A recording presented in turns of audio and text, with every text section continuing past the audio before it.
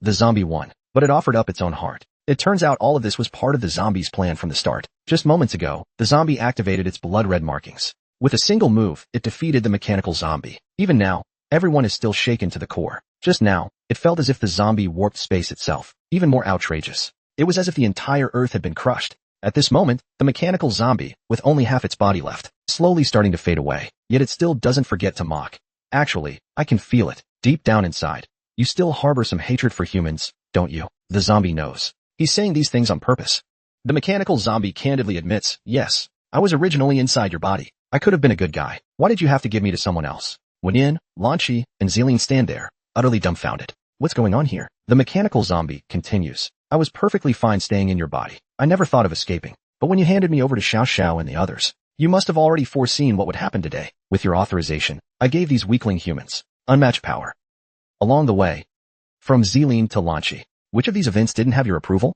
You knew full well how humans are. They'd fight tooth and nail for this power. Without your tacit consent, who could have controlled me? I'm just a strand of your genes. When I gained freedom, the first thing I did was fulfill my duty. You think I did this? Look at this scarred and broken world. The one who wants to destroy today's world is you. Deep in your heart, you still hold a shred of hatred for humanity. I'm just following orders. These words completely shatter Zelin and the others' worldview. The humans are left stunned and reeling. It's too much. Someone's talking to their own genes. But the mechanical zombie keeps going. Now, I've slaughtered nearly billions of people worldwide. Over half of humanity is gone. You've gone through all this effort to save the world. Do you think they'll remember your kindness? They'll be afraid, and then they'll secretly keep opposing you. Why not go all the way and wipe them all out? Jiangxi Wenyan outright refuses. The mechanical zombie continues its mockery. Then aside from turning the dead into zombies, what else can you do? The zombie replies with a calm expression. I can bring them back to life. Clearly, this answer catches even the mechanical zombie off guard. Then, the zombie lightly traces a line across its chest with its right hand. A gash instantly appears. Next, it plunges its right hand inside. In the next second, the zombie pulls out its own heart. This horrifying scene makes everyone's hair stand on end. Then, the zombie emits a red glow from the heart in its hand. The zombie raises the heart high, then clenches its fist. The heart instantly dissolves into countless rays of light, scattering outward. They fly off toward every corner of the world. Those humans once killed by the mechanical zombie now come back to life. Those who lost their bodies have their forms reappear. From bare bones to flesh taking shape, they gradually return to their original state. Even their clothes are restored as before. At this moment, everyone stares wide-eyed in shock. Could it be that the zombie has truly become a god? The battle between the zombie and its own genetic clone has finally ended. It turns out this was all a trap set by the zombie. In the end, the zombie even used its own heart to revive the people killed by the mechanical zombie. Everyone's reaction was one of total confusion. They still don't understand how they were brought back to life. Dr. Drimming and the others can hardly believe it either. Something like this could actually happen in the world. Only then did the zombie domineeringly question the mechanical zombie. How about it? The mechanical zombie was momentarily stunned, then let out a chuckle. It softly said, I'm convinced. As its body began to slowly dissipate, it turned back into a strand of the zombie's genes. It left behind one final line. Now you can rest easy. And with that, it completely vanished. Only the zombie remained, hovering in the air. At the same time, over at Zelin's side, the minister and the Steel Corporation president arrived. Seeing this, Zelin handed Dr. Jimming and the others over to them. Then, along with Lanchi, they planned to head to the front lines to check things out. And so, it was originally thought that the mechanical zombie was a plot created by Jimming and the ancients to deal with the original body. But the reality was, deep in the zombie's heart, there lingered a trace of hatred. Its own genetic clone, born from humans, was right. It wasn't wrong. The one who ultimately wanted to destroy humanity was itself, to no longer endure loneliness. The zombie unlocked an unknown sixth form. It saved all living beings on Earth by crushing its own heart. That trace of hatred toward humanity, along with its dark clone, vanished together. It completed its redemption. 2 hours later, Lanchi and Xiling finally reached the zombie's position, but the sight before them left them stunned. At this moment, the zombie had reverted to its original form and was standing there, completely still. Lanchi thought to himself, that scene earlier was indeed terrifying. He's not dead, is he? Suddenly, the zombie lifted its head, startling both of them out of their wits. Xiling hurriedly asked if the zombie was okay. Lanchi, however, was more concerned about something else, like whether losing its heart would turn it into a regular zombie. The zombie ripped open its chest and, pointing at its heart, said, nope, it'll come back, right? That long-lost, punchable expression made Lanchi feel an urge to strangle him. But sadly, he couldn't beat him. Though he couldn't fight, he could still talk. The two of them instantly unleashed a roaring tirade. Can't you just finish the fight in one go? Now how's our president supposed to defend you? The zombie could only explain, I forgot. Just then, the zombie noticed in its hand a cluster of nanomechanical particles had appeared. The zombie sensed that these little things seemed to like him. So with a clasp of its hand, it took them in. Who knows, maybe they'll come in handy for something interesting later. And so, the world welcomed a brief period of peace. With the zombies' existence exposed to the world, where will humanity go from here? At this moment, on a rooftop, two zombies are busy at work, heaving and hauling two pillars. They promptly drive them into the ground. And this was all being prepared for the unlucky Agon. The punishment continues. The final episode of Zombie Season 3 is here. After the great battle between the zombie and the mechanical zombie, this world has descended into complete chaos. Agon is still hanging from the rooftop, newspaper in hand. The president is sitting on a plane, reading the newspaper. It's filled with news about the zombie. Then the president asks Lanchi and Zelin, where is the zombie now? Zelin, however, replies, I don't know. It turns out that after that incident, the zombie hasn't shown up to work. President Wenyin says with some concern, with things developing like this, society is going to face a major crisis. It's also very dangerous. Society is about to fracture. At the same time, Dr. Drimming and the others are tightly bound, locked inside an escort vehicle. But as they pass through the city, Green Hair urgently tells Dr. Jim. At this moment, the entire street is filled with protesters, shouting Dr. Jimming's name. Savior of humanity. Dr. Jimming is innocent.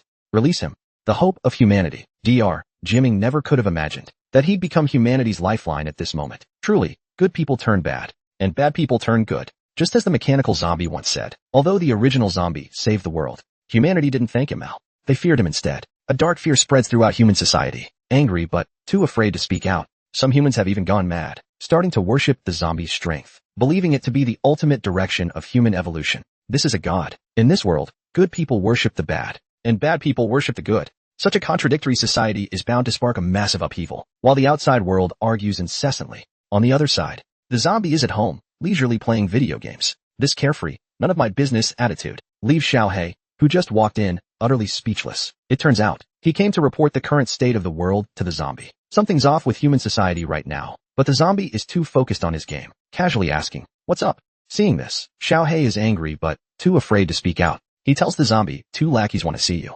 Meanwhile, in the zombie's office, Big Sis has thrown in two underlings. Ajiao and Ague sit there nervously, at a loss for what to do, only able to keep sipping their coffee. Moments later, the zombie walks in. The two of them jolt in surprise. The zombie is actually...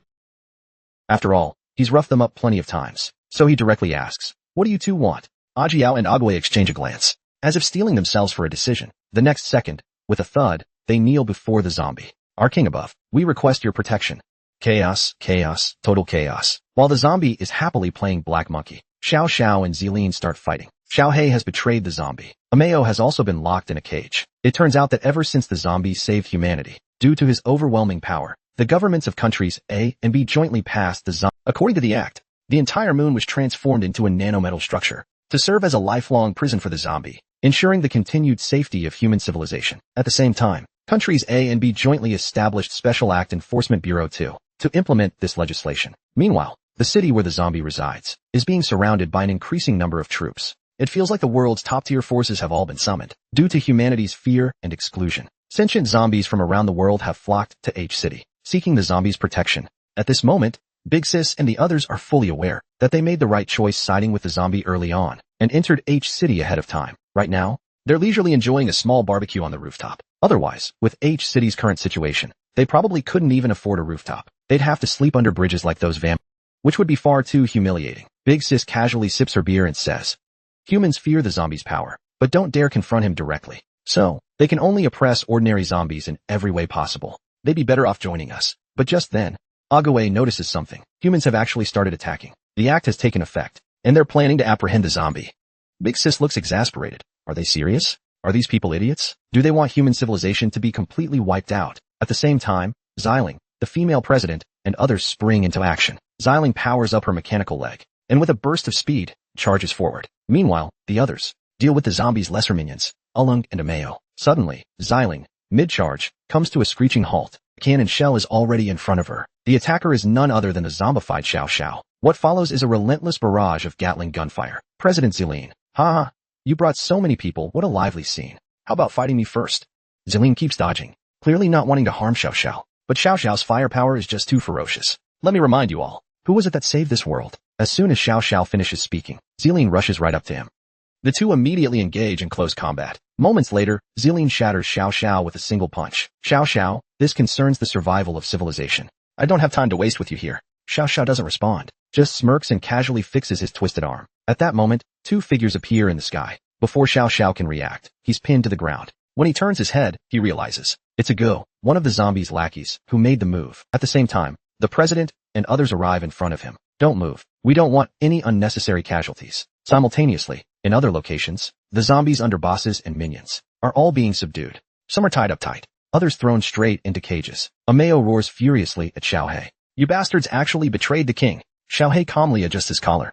Nowadays, this world teeters on the edge of war every day. Enforcing the act is the only way to realize the king's ideals. However, our protagonist is currently at home, leisurely playing Black Monkey, wondering whether to just wipe the save and start over. How did things spiral into this? It turns out, several months before the Zombie Management Act was enforced, all of this was within everyone's silent agreement. The current situation is actually a grand performance they're putting on for the world, with even the script and lines prepared in advance. At the same time, they conducted strength tests on the materials for the zombie prison. The test subject was the zombies' various alternate forms and their attacks. Yet this seemingly ordinary move sent everyone present flying.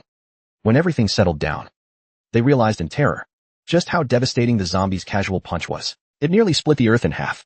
The zombie, satisfied, remarked, "Not a bad strike. Looks like you've fully mastered the ancient civilization's metal technology. Using such sturdy material to restrain someone will surely ease humanity's fears of me." Hearing this, Xiao Xiao and the president's faces darken. Zelin jumps up in fury. "You're fooling no one. There's no way this can hold you." The president adds, dumbfounded, "Forget easing humanity's fears. If that footage gets out, it'll only cause more panic. Wen Yin and Zelin can only console themselves. No problem. As long as we use the same material and stack it up to 1,000 kilometers thick, it'll work. The moon's size is just right." Meanwhile, the zombie starts strategizing, saying he'll have his minions cooperate to change humanity's perception of zombies. Zelin looks back at a blindingly absurd scene. Bleeding love and peace. Badass. It's not just the zombie and Zelin. Ajuin's the one who truly loves the zombie, hung up on the rooftop for 2 seasons. Still obedient as ever, though with his strength, he could easily break free and wreak havoc. When he learned Xiao He and the others betrayed the king, Ajuin goes berserk. It turns out the zombie, along with Zelin and the others, staged this whole show. Later, through a live broadcast, Zelin reveals everything to the world. To dispel humanity's fear of zombies, they claim the equipment used to detain the zombie is a fusion of human and ancient civilization's technology, a special zombie containment device. It's currently on standby above H City. Through the containment of a few volunteers, they've tested the device's indestructibility in experiments. Of course, these so-called volunteers are the unlucky Alung and Ameo. Xiaohe and Agu even shamelessly take photos for clout. Seeing this, the zombie is genuinely impressed. Didn't expect Xiaohe and the crew to have such acting chops. They don't even feel like actors, more like comrades. Of course, the zombie isn't idle either. Zombie influencer economy? To avoid wiping out humanity, I'll debut as an idol. Things like that. He says it, he does it. The zombie immediately starts packing his bags to set off. Once he's successfully captured, a series of plans to improve his image can begin. Hee, everything's perfect. Then he hops off to get ready. Haha, just pack some essentials, and I'm ready for jail. Haha, pack up my daily necessities and prepare for prison. It's the first time I've seen someone so happy to go to jail. Meanwhile, a group from By Country starts getting restless. No choice. These idiots from By Country died early on, so they have no idea what happened later. After being revived, they still plan to punish the zombie. Poor Ajuin takes the brunt of it. At this moment, Ajuin is still hanging from the zombie's building rooftop. Woo, my king, when will you let me down? The next second, a cannon shell from By Country flies in. A massive explosion blasts Ajuin right off the roof. Sorry, I didn't mean to break free. The earth just exploded. But then, he spots Xiao Hui live streaming nearby. Please rest assured, everyone. We zombies will stand firmly with humanity to take to bring the zombie to justice. Hearing this, Ajuin leaps up in rage. You guys actually betrayed the king. At the same time, Zelin, infuriated by Country's reckless attack just now, lets loose a string of curses. I said it wasn't necessary. By Country, do you have factory settings in your brains? Xiao Xiao nearby can't help but chime in. Hey, we're still live. Watch yourself, okay? Zelin forces herself to calm down. What I mean is, the 2 countries intend. Over on the zombie's side, he catches the cannon shell barehanded while watching Zelin's livestream, thinking, looks like Zelin's got it rough over there. He then cracks open a bottle of 82 Coke. Good thing it's just a minor hiccup. Won't derail the plan. But the next second, a fighter jet explodes.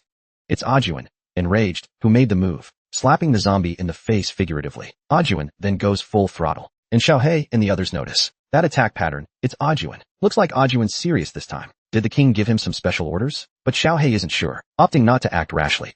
The king must have his reasons for this. Little does he know, the zombie only now realizes Ajuin's been up there too long. I forgot to tell him.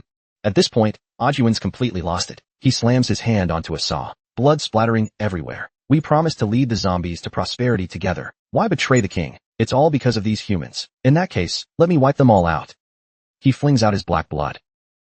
And everything it touches explodes. Clearly, Ajuin's about to unleash his ultimate move and go all out. As the containment device in the sky, holding the zombie, starts to fall, a green light streaks in. The zombie makes his move. Then, with a furious expression, he lunges at Ajuin. The next second, a massive explosion follows. When the smoke clears, the zombie emerges, now in his second form. The crowd trembles, raising their guns, but not a single one fires. The zombie grins. What are you all standing there for? Come arrest me, badass. He's debuted. The zombie's actually debuted as a celebrity. And what's more, his minions are tasked with running a fanbase training program. Even the proud Zelin has fallen for it. Just moments ago, the zombie successfully entered the special containment device. The next step is sending it to the lunar prison. A swarm of reporters frantically interviews. Hello, we'd like to ask, can the zombie really follow the law? Xiaohei will steadfastly stand with humanity. From now on, the law will be the cage that binds the zombie, and oversight will belong to every living being in the world. Peace and tranquility are the shared wish of zombies and humans. Without waiting for more questions, he turns and walks inside. But the cool, confident Xiaohei from moments ago, upon seeing the zombie, drops to his knees with a thud. Mercy, my king. There were too many people out there. We didn't speak to you with enough respect. The zombie casually snaps his handcuffs. No worries, no worries. How do you think I did this time? Did I come off weak and friendly enough? But then, Xiao walks over, exasperated. Very weak. He plays a clip on his device. It's the zombie in his second form, stomping on poor Ajuin, looking all kindly. He even scared soldiers into foaming at the mouth. Xiao deadpants. You're way too friendly. Good thing you didn't beat us all up. How many humans do you think, seeing this, would believe you've been captured? Sweating profusely, the zombie laughs. My bad. Just a little slip up. Hee, no big deal, right? Zelin walks over too. We all know how strong you are. The pressure you put on humans is overwhelming. This whole act is to give humans the confidence to keep going, to believe they can actually control you. Anyway, we've muddled through the first step. The next phase will take place on the moon. The team is already in place. We'll use the lunar prison as a stage to film a massive reality show, showing your life to all of humanity. Xiaohei, with a flirty grin, please rest assured, my king. We've mobilized all our minions to boost your rankings. It turns out Xiaohei has assembled the most capable PR team in the group, ensuring not a single hater remains. Agu, standing behind Wen Yan, chimes in. That's not really possible, is it? In today's human society, 0 haters is unattainable, right? But Xiaohei's already got a plan. Just assassinate the haters, duh. Even Zelin, once so aloof, changes her tune, offering to act as and accompany the zombie to prison. This scene leaves Xiaohei and Agu, 2 single dogs, dumbfounded. The zombie, clueless as ever, shouts, then I'll leave it to you. Zelin puts on an oxygen mask, grabs the zombie's hand, and says, fear comes from the unknown. Once they know you well enough, humans will see you're just as ordinary as me. The next second, Zelin's silhouette flickers, and the zombie hoists her up with one arm. Then, with a launcher-like thrust, a green flash streaks out, piercing the atmosphere and heading straight for the moon's surface. This nearly scares Zelin to death. The zombie, unfazed, shrugs. We're here. Looking at the massive prison ahead, he chuckles. Since the ancient civilization fell, it's been ages since I've seen a setup like this. He turns to see someone waving at him, signaling him to come over. The zombie suddenly remembers. Sound doesn't travel in a vacuum. Zelin gently puts a headset on the zombie. The next second, she yanks him straight to the moon. Are you insane? Are you trying to kill me? We had a lunar shuttle ready. The zombie awkwardly scratches his bald head. Isn't this more convenient? If you don't like it, I'll send you back first. Zelin jolts. No need to bother. Just kill me instead. Just then, they notice several ships from Earth heading their way. Zelin tells the zombie, those coming are your roommates, or rather, your cellmates. Don't worry, they're friendly. All talented folks, and great conversationalists. Badass. Meanwhile, back on Earth, the news of the zombie's imprisonment is confirmed, but nearby, a detained ancient sneers. You don't think mastering my nanometal means you can actually lock him up, do you? Are your brains waterlogged? 9 hours and 17 minutes, 1,000 kilometers of nanometal. Can only hold him that long. That's based on the strength he had when he destroyed our civilization. He's only stronger now, but the US president counters. The lunar prison plan was the zombie's own idea. We're just using it to test our grasp of ancient tech, and the proof is in the pudding. Whether it's space travel or planetary modification, it's no longer a challenge. The bi-country president adds, if the zombie goes rogue, the lunar prison buys us enough time to board ships and carry humanity's spark to the stars, leaving that monster behind for good. The ancient bursts into laughter. Oh, so you're planning to run? But why haven't you considered? With my alien tech, why didn't I flee back then? and just let myself get wiped out? The scene shifts to the ancient's childhood. Back then, he only had one strand of hair. They too tried to abandon their homeland. Their fleet even made it out of the solar system, reaching the edge of the galaxy, about to leave it behind for high-speed space travel. Everyone cried with joy. They could finally escape that terrifying place, never again facing the zombie monster. But just then, they were suddenly attacked by an unknown force. Run! The escape ship was activated on the spot, as confusion reigned. They realized their fleet was surrounded by countless crystals. A force field enveloped the entire solar system. More and more ships were destroyed. To their horror, they saw a human-like figure appear before them. In an instant, their entire fleet was lost. The last transmission the ground station received came from that being. Outer domain patrol complete. The zombies' current activity isn't related to a breakthrough. I've also cleaned up some residual filth. At the same time, an explosion rocks a building. Several investigators of the zombie bow respectfully. 430. 11:03, 900. 00:11:04, 866. We've seen the divine emissary. The object of their reverence is the mysterious being the ancients spoke of, that very entity that once destroyed their civilization. With the zombie gone, they've now captured Zhu Xiaohong, the vampire queen. After all, Zhu Xiaohong is the only compatriot they found still lingering here. And she's lived alongside the zombie for millennia, knowing his current state better than anyone. Zhu Xiaohong can't stand it. Who's compatriots with you lunatics? I don't have time to play crazy with you. She breaks free with a yank, but immediately senses something odd beneath her feet. Countless skeletal hands rise from the blood-soaked water. Perhaps you've been away from civilization too long. There are things I need to help you recall. The divine. The next second, an invisible pressure bears down on Zhu Xiaohong. She spits out a mouthful of blood, then crumples to her knees under the force, bowing her once proud head. The emissary's voice rings out again. For instance, as a new god, your submission to me, the awaiting deity. What in the world is going on?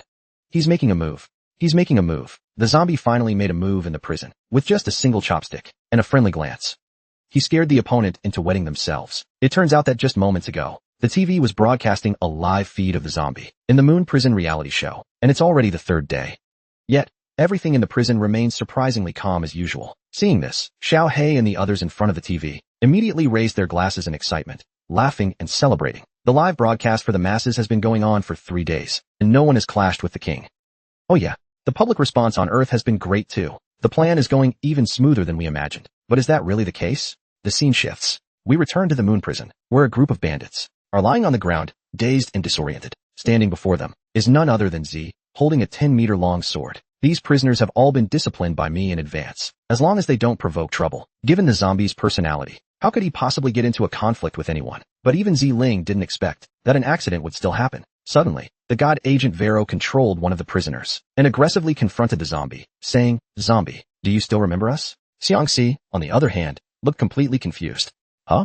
Who are you? Hearing this, Vero was momentarily stunned, then smirked and said, Ha, stop pretending. Let me see just how weak you've become. With that, he swung an arm as thick as a bucket and smashed it toward the zombie, only for the zombie to effortlessly block it with a single chopstick. At the same time, alarms began blaring. Special alert. Special alert. Target showing violent tendencies. Prison lockdown completed. Self-destruct system activated. Countdown. 3 minutes remaining. The other prisoners were completely dumbfounded. What the heck? It's going to self-destruct already? Countless weapons were now aimed directly at the zombie. Yet the zombie stood calmly in place, unmoving. Seeing this, Vero couldn't help but feel puzzled. The zombie isn't going on a killing spree? Interesting. Meanwhile, the other prisoners rushed to the zombie's side, pleading, "Big brothers, let it go, haha. Harmony brings wealth. Harmony brings wealth." But Vero burst into laughter. Ha ha ha, zombie. Is this the result of your peaceful coexistence with humans? No matter how much you pretend, these weak ants will always fear you. This fear will keep them building that mechanical civilization to ensure your destruction. This cycle will repeat endlessly in human history. The next second, the zombie suddenly realized, oh, I see. So this is what they call a prison brawl. Before entering the prison, Zelin had warned him to stay calm no matter what happened, and avoid acting impulsively or throwing punches. The zombie rubbed his chin, thought for a moment, and said, I get it. Then, the next second, he transformed. Seeing this, Xiao He and the others broke out in a cold sweat. Oh no, the king is about to make a move. I'll go release Aju and the others to prepare for war with the humans. At the same time, Zelin roared in anger. Quickly shut off that idiotic self-destruct system. But the system responded, due to the target's high threat level. Per protocol, the intelligence system will automatically proceed. Vero mocked, as expected. Still the same demon who only knows destruction. Let this puppet I control fight you. Come on, crush this puppet, and show humans your terrifying true face. But then Vero realized something was off. His face twisted in fear. Under the terrifying pressure unleashed by the zombie, Vero was horrified to find he couldn't move. The will of this body was trembling. Finally, as the zombie lightly slapped his palm down, Vero's control vanished. "Have you calmed down now?" the zombie asked. But the next second, Huang Mao bolted, screaming, "Mommy, save me." Meanwhile, Vero on Earth was shocked. What? He broke my control just by instilling fear? At that moment, the zombie naturally noticed Vero's presence. Insect, with a slight wave of his arm, an invisible pressure tracked Vero down to Earth. When Vero hurriedly raised his hand to block, the others around him were crushed to the ground by the pressure, unable to move. At the same time, the zombie returned to his original form. Simultaneously, the system detected that the target's aggression had dissipated. Alert lifted. Hearing this, the zombie smirked proudly. Okay, all taken care of. But things weren't the same for Vero. His right hand was now covered in wounds. As expected, this demon hasn't weakened at all. So why, even when provoked like this, does he refuse to fight humans? But then Vero sneered again, convinced that the zombie must be planning to win over these humans as followers. If he were aiming for the power of the god agents, he absolutely wouldn't allow that to happen. So Vero ordered Xiao Dai and the others to do everything in their power to destroy humanity's belief in zombies, waiting for reinforcements to arrive. Once the god agents arrive, this entire star system will be reduced to ashes. With that, Vero vanished. He decided to head to the moon himself, holding off the zombie until reinforcements arrived. Seeing this, Zhu Xiaohong, the vampire queen, was stunned. Huh, he just left like that? Looks like I don't need to escape anymore. At the same time, he finally regained his freedom of movement. You attack the non-human academy. The humans will figure it out soon enough. The zombies' little minions. Plus, all those humans enhanced by ancient tech. None of them will be easy for the three of you to deal with. Why not submit to me? This king will guarantee you a way out. According to Xiaohong's reasoning, Vero, that lunatic, would surely be taken out by the zombie. She just happened to need a few lackeys. So why not take them in while she had the chance? Unexpectedly, they replied with calm expressions. The humans won't find out.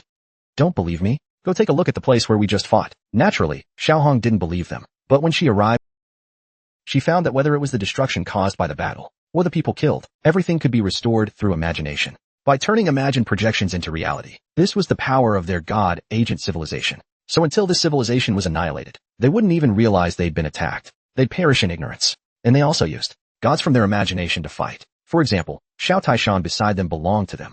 Xingqian Xiaodai then said to Xiaohong, "Weren't you born the same way?" Zhu Xiaohong, the vampire queen, sneered disdainfully. "What do you mean? Are you saying I was imagined by you idiots?" But Xiao Dai and the others didn't care about Xiaohong's reaction. Since Xiaohong had the intent to tip off the humans, they decided they wouldn't let her leave easily.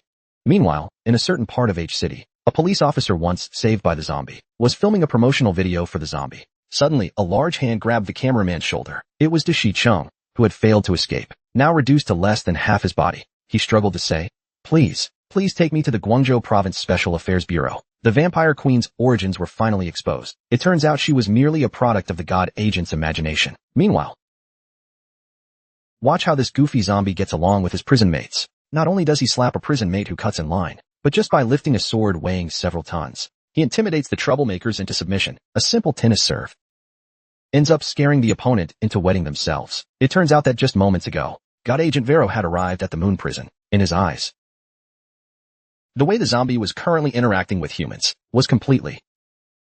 It's all just an illusion. So Vero manipulated the prisoners in the prison to constantly provoke the zombie. He was determined to force out the zombie's terrifying and ruthless true nature. However, things went completely beyond Vero's expectations. The following week, the zombie lived a disciplined life in prison every day, actively exercising, living happily and fulfillingly. Just an unintentional small gesture, a simple wave of his hand, could easily send those controlled by Vero flying. A simple weightlifting exercise could scare them into breaking free of Vero's control. There was no helping it. It was just too terrifying. Even hitting a tennis ball could send it flying out of the moon. This directly terrified the zombie's fellow inmates, to the point that even Wang Luo couldn't hold it together. Having been attacked so many times, shouldn't he show his wild, terrifying side? You weren't like this before. At the same time, Zelin received a call from Xiao Xiao, saying that everything was normal at Moon Prison, and even the troublemaking prisoners seemed to have decreased lately. But Xiao Xiao claimed that according to street intel from Earth, someone was coming to cause trouble for the zombie. Zelin naturally didn't believe it. Which fool is tired of living? Until she heard Zelin's response. Xiao Xiao said helplessly to the minister, "See?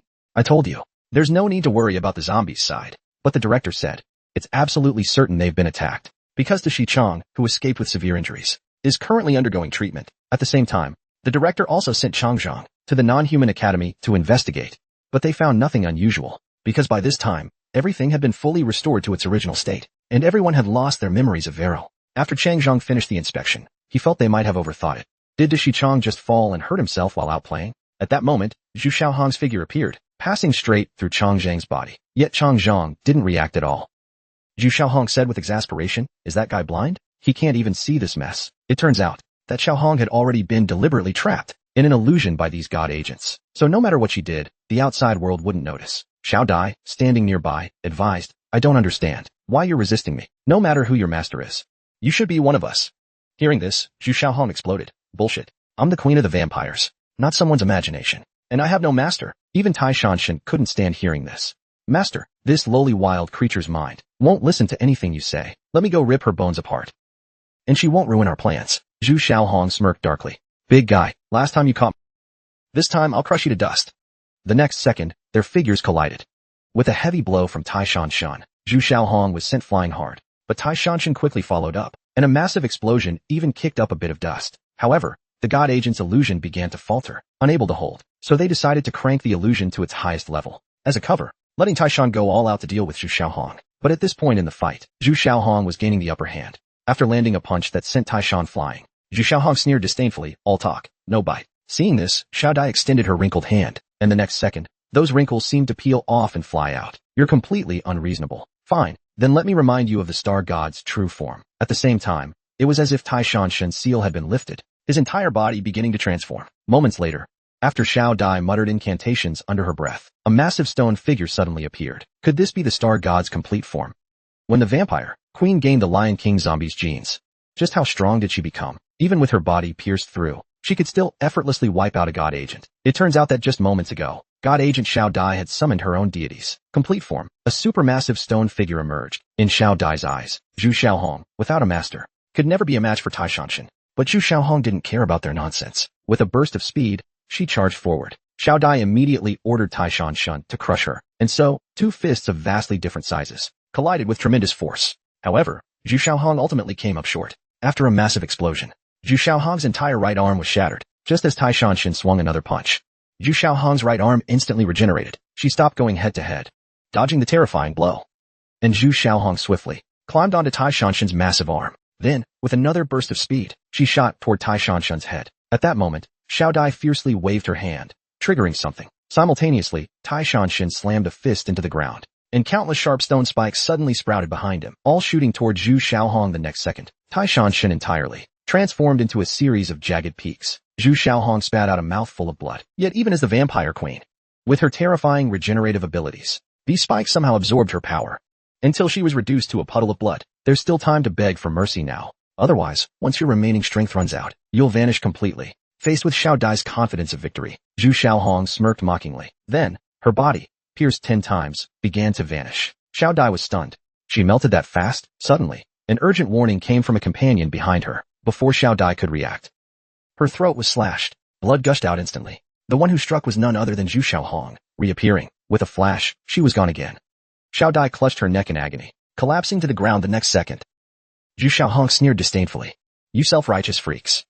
Turns out you can bleed and get hurt too." Fortunately, Xiao Dai's companion acted in time, using a recovery skill to save her. Xiao Dai was shocked and deliberate about this. Who could have thought a masterless entity would have such power?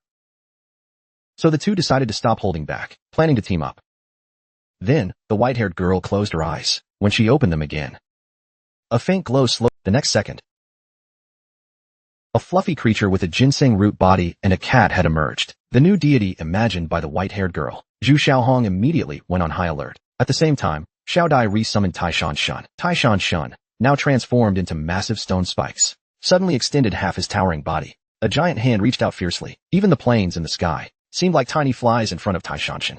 This scene utterly shocked the passengers on the plane. At that moment, the white-haired girl ordered her deity to activate its skill, Dreamscape Illusion. Simultaneously, the cat girl waved her hand sharply. A massive orb of light appeared in the sky. The next second, the people on the plane rubbed their eyes hard, only to realize everything they'd just seen had vanished. At the same time, Zhu Xiaohong's body twisted unnaturally. The cat girl waved her hand again, and Zhu Xiaohong was shocked to discover that Tai Shanshan had disappeared. But the next second, a massive fist came crashing toward her. It was Tai Shanshan. Unable to dodge, Zhu Xiaohong took the hit head-on, and was sent flying with a roar. As this wave of attacks ended, Xiao Dai grew even more perplexed about Zhu Xiaohong's strength. How could a masterless entity hold out this long? Just how powerful was she before? She's managed to endure this far. Just how powerful was she before? But when they saw Zhu Xiaohong floating on the water's surface, the two found it even more unbelievable. In their view, that last blow should have reduced Zhu Xiaohong to ashes. And when they'd met Zhu Xiaohong earlier, her aura already seemed incredibly weak. Plus, Zhu Xiaohong had been on Earth for nearly a millennium. At that moment, the cat girl suddenly said, "I can sense an unknown energy in her body, keeping her alive." This left Xiao Dai and her companion utterly shocked. Of course, they didn't know that this unknown energy was none other than one of the zombie strains injected into Zhu Xiaohong by Dr. Jiaming long ago. According to the cat girl's explanation, they should be grateful that Zhu Xiaohong couldn't yet wield that power. Otherwise, they'd all be dead right here. Looking at Zhu Xiaohong's current state, the seawater around her had turned into terrifying red whirlwinds, swirling around her. Since you love hiding in illusions, let's see how you like this. The next second, blood rain began falling from the sky. Xiao Dai closely examined the raindrops, shocked to discover that they were actually crimson blood beads.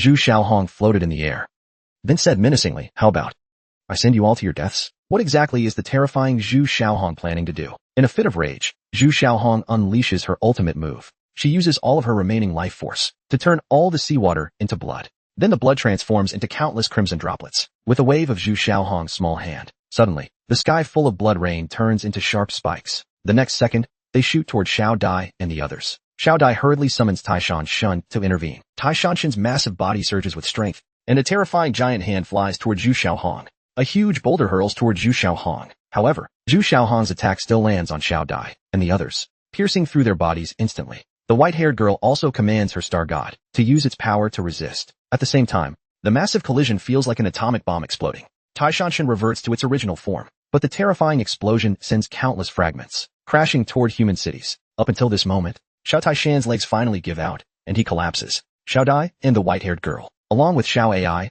barely manage to hold on. Because of this, Xiao Ai's star god exhausts all of its life force. Now it can't even maintain its own existence. Zhu Xiaohong's attack was just too powerful. She had no way to seal Xiao Taishan back into its host. She could only barely return the two of them to the platform. Fortunately, as the god agent providing their power, her dissipated deity could recover quickly. Xiao Dai looks on in shock, because Zhu Xiaohong doesn't even have a god agent host. How could she unleash such a devastating attack? Xiao Ai, watching the fading Zhu Xiaohong, says, because she's fighting with everything she's got, without a host to stand against Taishan. She burned out her very essence in that last strike. At the final moment of her dissipation, Zhu Xiaohong coolly makes a gesture with her hand. "This time, I win." Then she completely vanishes into the air. But at that moment, a figure suddenly appears. It's Chang Shizhong from the Red Nation, shirtless and resolute. "So it was you all causing trouble. Come feel the warmth of humanity." Xiao Dai and Xiao Ai are utterly stunned by this scene. What the hell is this thing?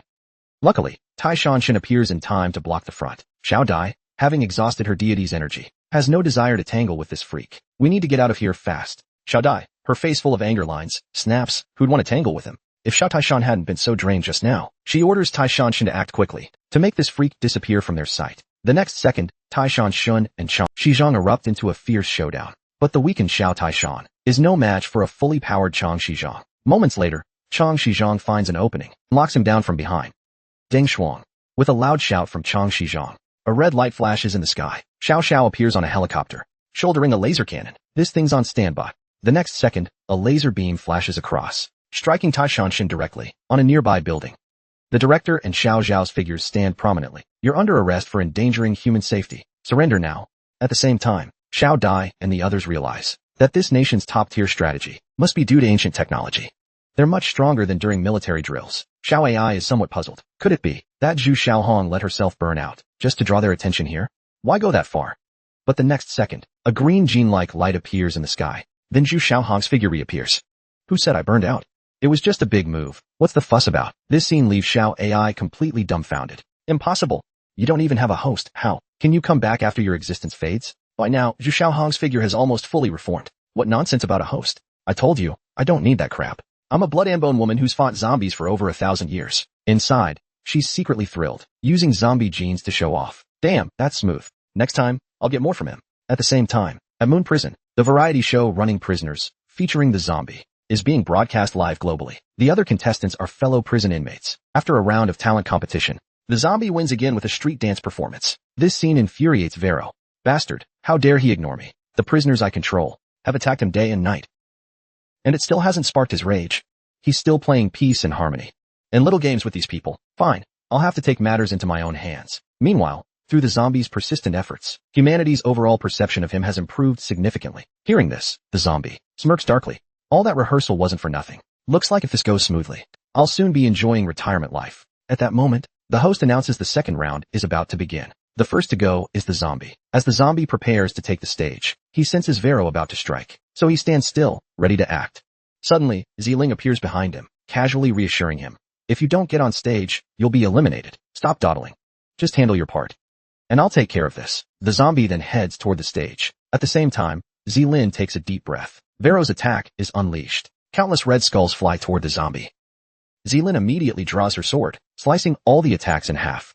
She then spins rapidly, neutralizing every assault in mere moments. Looks like Xiao Xiao's earlier call was about you. Seeing this, Vero sneers disdainfully. A reckless human dares to challenge a god agent. Before he finishes, Zelin launches her attack, hurling her long sword straight at Vero with force. It grazes past Vero's hair in a flash. I don't care who you are, god or ghost. No one's allowed to ruin this chance.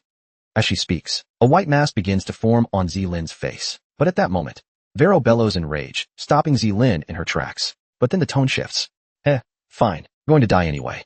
So I'll let you see how the god agent civilization fights. As he speaks, he removes his glasses, saying, I imagine the blood moon as a mirror, reflecting the fears of the heart. At the same time, Vero's body begins to transform. Then, under Zelin's horrified gaze, Vero slowly morphs into a colossal, gigantic monster. Blood reflection. Vero's mythical form.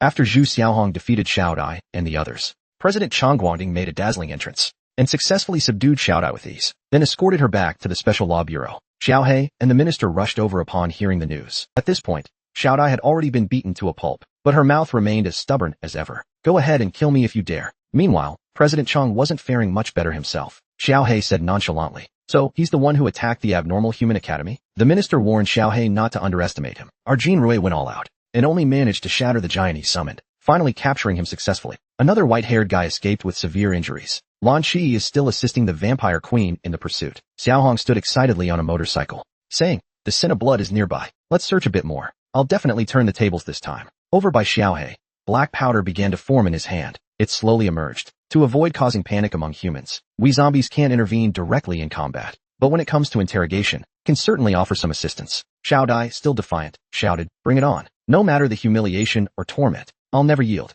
But the next second, Xiao Xiao walked over with a stack of confessions. No need. He's actually quite cooperative. His origins, the number of people in Honghua, fighting style, and mission objectives, he spilled it all. Hearing this, Xiaohe was stunned. Then what's with this unyielding to death act? Who are you putting it on for? Xiao Dai, looking wronged, said, to gather intel. We studied a lot of your books. After being captured, isn't it standard to stubbornly endure the enemy's humiliation and torture? Xiao Xiao was speechless. I'm really curious. What kind of books did you guys even read? After reading Xiao Dai's confession, Xiaohe learned everything. Something about a divine era, summoning gods with imagination to fight, and coming to purge the world.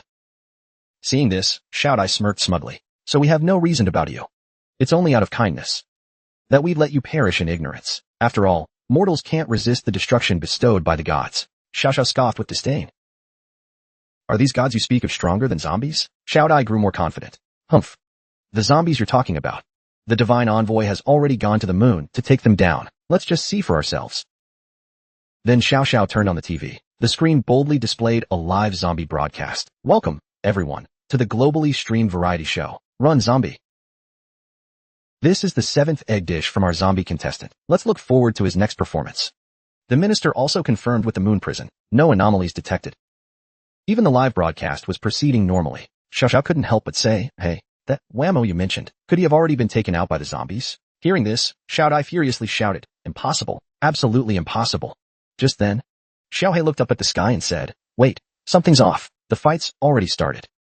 The minister, puzzled, asked, where do you see that? All the surveillance cameras haven't picked up any combat activity. Xiao He pointed at the sky and warned, look up. On the moon, at that very moment, above the lunar surface, Vero, transformed by Zelin Yu, was engaged in an epic battle. Countless attacks rained furiously toward Zelin, but Zelin blocked them all. At that moment, Vero's true form slowly emerged from his divine body. Facing Zelin, he sneered with contempt. A servant born from a zombie's viral infection? Mediocre at best. Barely a match for a lower-tier star god's domain. But Zelin was utterly shocked at this moment. He had no idea Vero was coming, and even his latest nanogear couldn't cut through the monsters Vero summoned. Just then, a voice came through Zelin's earpiece. Zelin, this is Xiao Xiao. Don't tangle with that monster. Dodging attacks, Zelin replied in frustration. Easier said than done. This big guy's tentacles are seriously annoying. I can't shake them off. Xiao Xiao urgently told Zelin. The satellite has locked onto Vero's position. We just need you to get some distance from him. The moon prison's defense system can then launch an attack. So get out of there. Just a few seconds will do. But Zelin still wanted to give it one last shot. He decided to reveal his trump card at this final moment. The zombie gene activation. Though, forcing the zombie genes to multiply in his body would cause his body to collapse. If it was just for a few seconds, it should be fine. At the same time, Vero was shocked to discover that Zelin wasn't infected by a virus. He had zombie genes in his body. At this moment, he decided to stop holding back. Humph. I originally planned to let you filth-born in this prison die painlessly. But since you've fallen so far as to embrace that demon's legacy, that changes everything. As he spoke, energy began gathering in his hands. I imagine the blood moon as a mirror. Fire turns to ice. The moon illuminates a gray sky. The next second, the monster absorbed a portion of the sun's energy, then fired it fiercely toward the moon. Facing this terrifying attack, Zelin didn't retreat. He advanced. I won't let you destroy this stage. But when he actually made contact, he realized he was no match at all. The next second, he was sent flying. At the same time, back on Earth, humans watched in horror as the moon was scorched by the sun. It's over. How are we supposed to celebrate mid-autumn now? Meanwhile, the Special Law Bureau detected that the moon prison's defense systems were completely destroyed. Xiao Xiao frantically called out to Zelin. At this point, Agu and the others were panicking. That attack just now, it pierced through 1,000 kilometers of inner metal, directly hitting the prison on the moon. Only Xiaohe remained calm. What's the rush? Look, the moon has... Above the moon. Everyone thought they were done for this time. Little did they know, the zombie had already stepped in. He grabbed the flung Zelin in one arm. Zelin tried to say something, but the zombie hoisted him up with one hand. You go rest. I'll handle this punk. As he spoke, Zelin noticed in terror that the zombie had transformed into his long-haired third form. It looks like the zombie's getting serious. Oh no, oh no. Even the zombie never imagined that Vero, knocked out with one punch, would transform into a three-headed, six-armed being. It turns out that just moments ago, the zombie had to act to save Zelin, and right from the start, he unleashed the terrifying fourth action. However, in Vero's understanding, thousands of years ago, because of the zombie, they were forced to abandon their homeland and began a long journey. But during this time, their divine civilization witnessed countless strange wonders in the universe. This knowledge strengthened their imagination, and that imagination became their power. In his view, the strength their divine civilization is now famous for must far exceed the zombie's comprehension. Vero arrogantly said to the zombie, Zombie, didn't you want to use this Nemi prison to lock yourself up? Then why not just burn to ashes inside it? Immediately after, even more massive energy began incinerating the moon. In an instant, the poor moon suffered devastating damage. Even on Earth, emergency broadcasts began, reporting abnormal phenomena on the lunar surface, confirmed to be an attack by an extraordinarily powerful alien launching an assault. As the moon was being burned to a crisp, Vero prepared to add more fuel to the fire. With a wave of his hand, the flames in my vision grew fiercer, soon burning into the prison at the moon's core. The prisoners inside truly regretted coming here. They'd have preferred a death sentence back then. At the same time, Zelin held a camera aimed at the zombie, while simultaneously activating nearby satellites and all cameras. He wanted to keep live streaming. This time, he was determined to let more people see the zombie, fighting to protect humanity. Sure enough, on Earth, the hosts watching the live stream couldn't hold back their tears. A massive crisis. The zombie was facing a powerful invader alone. A bloody battle was about to begin. At that moment, Vero's mind unleashed a tremendous burst of energy. The zombie didn't retreat, but counterattacked, charging toward the assault, with just a simple dash and an ordinary punch. That's all it took. The zombie pierced through the moon beast's body under the attack, and through Vero as well. By the time Vero realized what happened, the zombie's attack had already ended. A gaping, terrifying hole appeared in the moon beast's body, continued from previous line, and Vero, horrified, discovered that his own heart had been ripped out. A demon is always a demon, no matter how much time passes. 1,000 years, 10,000 years. It can't change your bloodthirsty nature.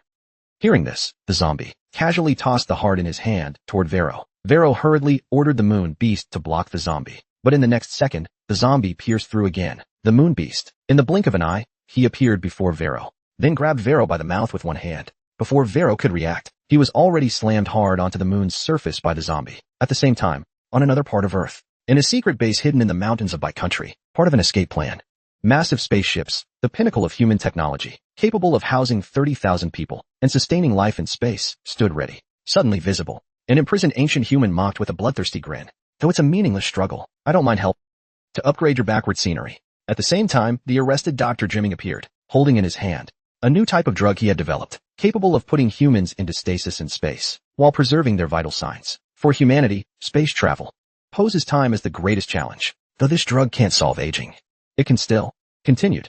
Meanwhile, the presidents of two nations raised glasses in celebration. The Empire's president believed that as long as they could escape this, releasing these lunatics who nearly destroyed the world would be worth it. The other president thought, since they're not fighting the zombie now, humanity is perfectly safe. As long as the zombie stays quietly on the, we have plenty of time to slowly crack the challenges beyond the solar system. Continued. But right then, twin sisters brought bad news. Oh no, the astronomy station just issued an alert. They observed the death throes of a star, caused by the zombie crushing it with his bare hands. Continued. Hearing this, the Empire's president finally snapped. Don't stop me, any of you. I'm leaving this planet right now. I can't stand this wretched place for another day. But what they didn't know was that at that very moment, the zombie had once again saved Earth. And the moon as well. Vero's star god moon beast had been defeated, and Vero himself had been beaten by the zombie into complete disarray. Seeing this, the zombie slowly let his long hair recede, returning to his original form. Sorry, I might have hit a bit too hard. I've still got stuff to do. Then he prepared to stride away. Alright, I'm off. I've got a show to film.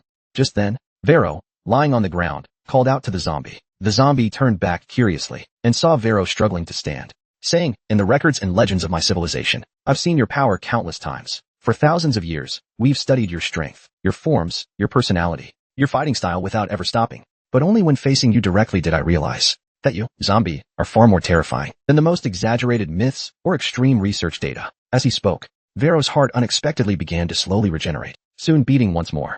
The zombie, puzzled, said, Hey, are you going to run away? At the same time, he noticed, on the moon's surface, streams of energy began shooting into the sky. More and more energy started gathering, then flowed into the moon beast's body. Vero's voice rang out again. Wow, God Knight Vero was born to hunt prey like you. At that moment, Vero transformed into a being with fire spewing from his head, 6 arms and 7 eyes.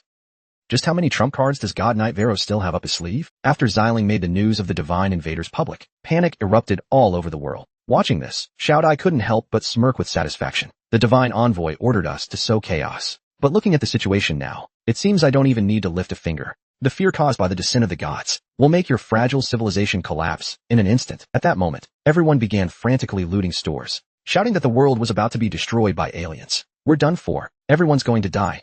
There were even some ecstatic, destined workers, rejoicing that they'd never have to go to work again. But in the next second, they saw an urgent broadcast on the big screen. The aliens invading this world were just taken out by the zombie with a single punch. The battle lasted 2 minutes and 37 seconds. The world has returned to peace once again. Congratulations. Hearing this, the crowd was dumbfounded. Huh, that's it. Then they could only toss aside their looted goods, and those grilling at night went back to grilling, and those working overtime continued their shifts. Shout-I, receiving the news, looked utterly incredulous. Back to normal? What's wrong with this civilization? Only Xiao seemed to have expected this outcome, calmly saying, with the zombie around, destroying heaven and earth is just another day. What big scene haven't we witnessed? That divine envoy couldn't have been taken down so easily, right? Amao nearby chimed in. The situation's still unclear. The cameras on the moon's surface are all showing nothing but red. Ago, the simpleton, thought they might be broken. Should I give them a few knocks to test it? Only Xiaohe maintained a serious expression. The fight might not be over yet. The moon feels incredibly dangerous to me right now. Even more dangerous than the usual vibe I get from the big boss. At that moment, Vero, standing behind, raised a hand, and massive waves of energy began to converge. Moon's shadow shatters the void. Skyish forges the blade. In the next second, a long, bony whip wreathed in flames slowly materialized. 6,000 degrees of heat, enough to melt any substance under normal pressure, turning it into scattered ions. This is the temperature of the sun's surface. I harnessed the anomaly of the moon's reflected light to forge it into this zombie-hunting weapon in my hand. No matter how strong your genes are, they can't withstand this kind of heat. As soon as he finished speaking, he swung it at the zombie. But the zombie just stood there, casually dodging, letting Vero slice off his head and half his body, yet still mocking from his mouth. Looks kinda interesting. Come on, give it a shot. Not bad. Keep going. The next second, the zombie's third form appeared, sword-like. Vero didn't waste words. His 6 arms struck simultaneously, grabbing the zombie while swinging the whip again, chopping the zombie into pieces once more. But in an instant, the zombie's body regenerated as if nothing had happened. Seeing this, Vero leapt high into the air, then swung his weapon, preparing to attack again. But little did he expect that the zombie was already behind him. The next second, Vero was sent flying by a punch from the zombie's 4th form. Then the zombie appeared behind him again, ruthless and silent, going straight for the kill. Poor Vero. In an instant, 4 of his arms were torn off, Left with only 2 arms, Vero raged in fury. The two began a rapid clash across the moon's surface, their figures darting from the front to the back of the moon. But just moments later, Vero took another punch to the face from the zombie, then hurtled toward Earth, crashing through the atmosphere and landing heavily in the ocean. Say what you will, Earth's news reports are lightning fast. They immediately issued another urgent broadcast. The alien invasion isn't over yet. The zombies' battle with them has now affected Earth. Good luck to everyone. At that moment, a helicopter live streaming the scene was hit by a massive wave. At the same time, Vero began chanting again. With my body as the rhyme, I imagine, seizing the sky's brilliance, splitting the blood sea, pillaging the mortal realm, adorning the netherworld. As he spoke, a colossal tornado formed around him. The zombie, watching Vero cast his spell from space, suddenly muttered thoughtfully, mind and spirit. I see now. I remember who you are. Just then, Vero's ultimate move finally finished charging. With a single slash of his blade, a red beam shot skyward, straight at the zombie. But the zombie dodged it effortlessly with a twist, though the moon behind him wasn't so lucky. The beam struck dead center, splitting it in two. People on Earth looked on in horror, realizing the moon had been cleaved apart. When the zombie turned back to Vero, he found him chanting again, thousand-faced moon, purgatory in the sky. The next second, a giant eyeball with countless mouths and tentacles appeared, emerging above Earth. What the heck is this thing? A spherical monster, larger than the moon, appeared in space. None other than the star gods summoned by Vero. The two then resumed their fierce battle, their figures clashing repeatedly, separating the next second, trading blows nonstop. After a while, Vero and the zombie finally paused briefly. Vero's arms, just torn off by the zombie, grew back once more, gripping his whip. He taunted the zombie, your power can't shatter. My mythic body fused with the moon beast, and this blade, forged by stealing heavenly fire, can suppress your regeneration. Got it. All my abilities were honed over millennia to counter you. Then, Vero swung his whip, cracking it repeatedly. The zombie spoke up. Through the long years wandering the universe, we've gained the power to stand against you. Thousand-face leap, devour everything. The tentacled end, larger than the moon, suddenly extended countless tendrils toward the zombie. In the next second, the zombie's limbs were ensnared, and he was dragged into the monster's massive single eye. Then the zombie found himself in a vast green ocean, pulled in before he could react. After an unknown amount of time falling, the zombie arrived in a red space filled with mouths and eyes. Beneath his feet was a pool of red liquid, and before him, a humanoid figure coalesced, none other than the Divine Envoy Vero. Welcome to my mind. Through the long years wandering the universe, we've gained the power to rival you.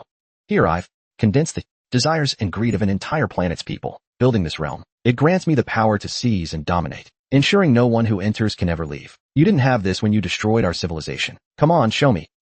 That symbol of death and hatred. Suddenly, the outer shell of Vero's thousand-faced moon emitted a tremendous shockwave. The already battered moon shattered into countless meteorites. At the same time, Earth's omnipresent TV stations issued yet another urgent broadcast. Today's global weather, catastrophic meteor shower. Please don't go outside unnecessarily. Try to die at home. At that moment, countless lunar meteorites rained down toward Earth. The minister could only deploy heavy weaponry to intercept the meteors one by one. Xiangxi's crew also sprang into action, saving ordinary humans. Agon, hefting a meteorite, grumbled. The cities, we can barely protect them. The problem is, if those two keep fighting, this world won't hold up. With the moon's complete destruction, the prisons on its surface suffered catastrophic damage, and alarms began blaring one after another. Emergency situation detected. Multiple breaches in the lunar prison. Criminals are escaping. Please take immediate action. It turns out the tentacle monster's overwhelming power kept dragging humans out from the moon. These criminals were left speechless. Is this what I wanted when I tried to break out? Put me back in quick. Where are the guards? Save us. At the same time, Zelin clung tightly to a reporter. This reporter redefined dedication. Even now, still broadcasting, dear viewers, the moon has been completely destroyed. Though we're still alive, death isn't far off. At that moment, Zelin, due to the earlier battle, had lost the ability to move. Hold on, everyone. The zombie will take care of the enemy soon. But in her mind, she thought, I need to use the zombie gene one more time. At least I need to regain my mobility. But the thousand-faced leap's power was simply too immense. Very quickly, Zelin and the others plummeted toward the giant eye. Just as Zelin fell into despair, the zombie suddenly burst out. Then, grabbing Zelin and the others, one in each hand, the next second, they landed on a large chunk of lunar debris. The zombie's body was now covered in wounds wreathed with flames. On the surface of the thousand-faced leap, Vero's figure slowly reappeared. Fighting me, and you still have time to care about others? You forced my hand. Pay the price for your arrogance. Just as Vero prepared to unleash his ultimate move, the zombie, clearly fed up, snapped. Shut up already. Don't you just want to see the old me? Fine, since you want it, I'll let you see it. Then, the zombie's hair slowly turned from black to white. A familiar face emerged. The nearby reporter panicked on the spot. Holy crap, isn't this the monster that wiped out half of humanity before? What the hell is going on? Here it comes, here it comes. The ultimate white-haired zombie god form has reappeared. Not only did he obliterate the Divine One with one punch, he even reshaped Xilin's body for her. This terrifying power made Vero question his existence once again. In a daze, he remembered the time before setting out to take revenge on the zombie. Back then, he was still in the sacred halls of their divine civilization. Amid the divine assembly, a mysterious figure in white robes sat upon a throne, with Vero kneeling before them. It turned out the white-robed figure already knew that Vero had destroyed a native planet, devouring the souls of its primitive civilization, to perfect his mind and spirit. At the same time, he consumed the fear and despair of billions of lives, spending centuries digesting them all, turning his thousand-faced. And that wasn't all. Before that, Vero had spent over 1,000 years studying every record about the zombie, honing his combat skills specifically to counter him. Now, Vero was brimming with confidence, believing he possessed the strength to match the zombie's strongest form. Seeing Vero so assured, the white-robed figure permitted him to lead their race as the vanguard in their revenge against the zombie. But the confidence Vero had back then was matched only by his current humiliation. At this moment, Vero was being gripped by the zombie, and the zombie now was merely in his mechanical zombie fasting state. Seeing Vero's disbelief, the zombie spoke up. What are you so shocked about? I've always been your nightmare. Thousands of years ago. Have you forgotten? Who fled this world like a dog with its tail between its legs? Hearing this, Vero's body began to swell. I'm a genius among the divine ones. To defeat you, I endured millennia of relentless torment. I still have plenty of abilities to counter you that I haven't used. I can't lose this easily. But before he could finish, Vero had already grown massive. At the same time, Zelin noticed the sea of blood beneath them starting to boil. Oh no, he's going to self-destruct. The zombie smirked dismissively. With a grip of his hand, he crushed Vero's head, then slammed him into the ground with one motion. The terrifying force pierced straight through the thousand-faced leap. The next second, a massive explosion erupted. Even the people on Earth could feel it. Vero, now headless, still spoke. I haven't lost. You can't kill me. I fused my life with my mind long ago. As long as the thousand-faced leap exists, I can revive infinitely. As he spoke, countless web-like tendrils surged from the sea of blood. The sword-wielding zombie stretched his limbs. You killed my crew and ran away. And now you dare come back? Then I'll tear you and this giant orb apart bit by bit, reliving the joy of destroying your civilization. Unexpectedly, Vero felt himself awaken again. I knew it. What you care about most is your crew. Even this form you're in now was born after we crushed them. So you can't kill me. Because that girl who once dared challenge me fell into the thousand-faced leap too. Her consciousness is now linked with my mind. Inseparable. I can feel it. Her body carries an extremely pure strain of zombie genes. She's one of your crew too. That's my friend. Looks like having your civilization destroyed once didn't teach you anything. With that, the zombie threw a punch, wiping out a vast swath of tendrils effortlessly. But in an instant, Vero's clone appeared behind the zombie again. Friends? That makes it even more interesting. You care so much about these lesser beings. Fascinating. Then, Vero's voice boomed toward Earth. Humans of the world, listen up.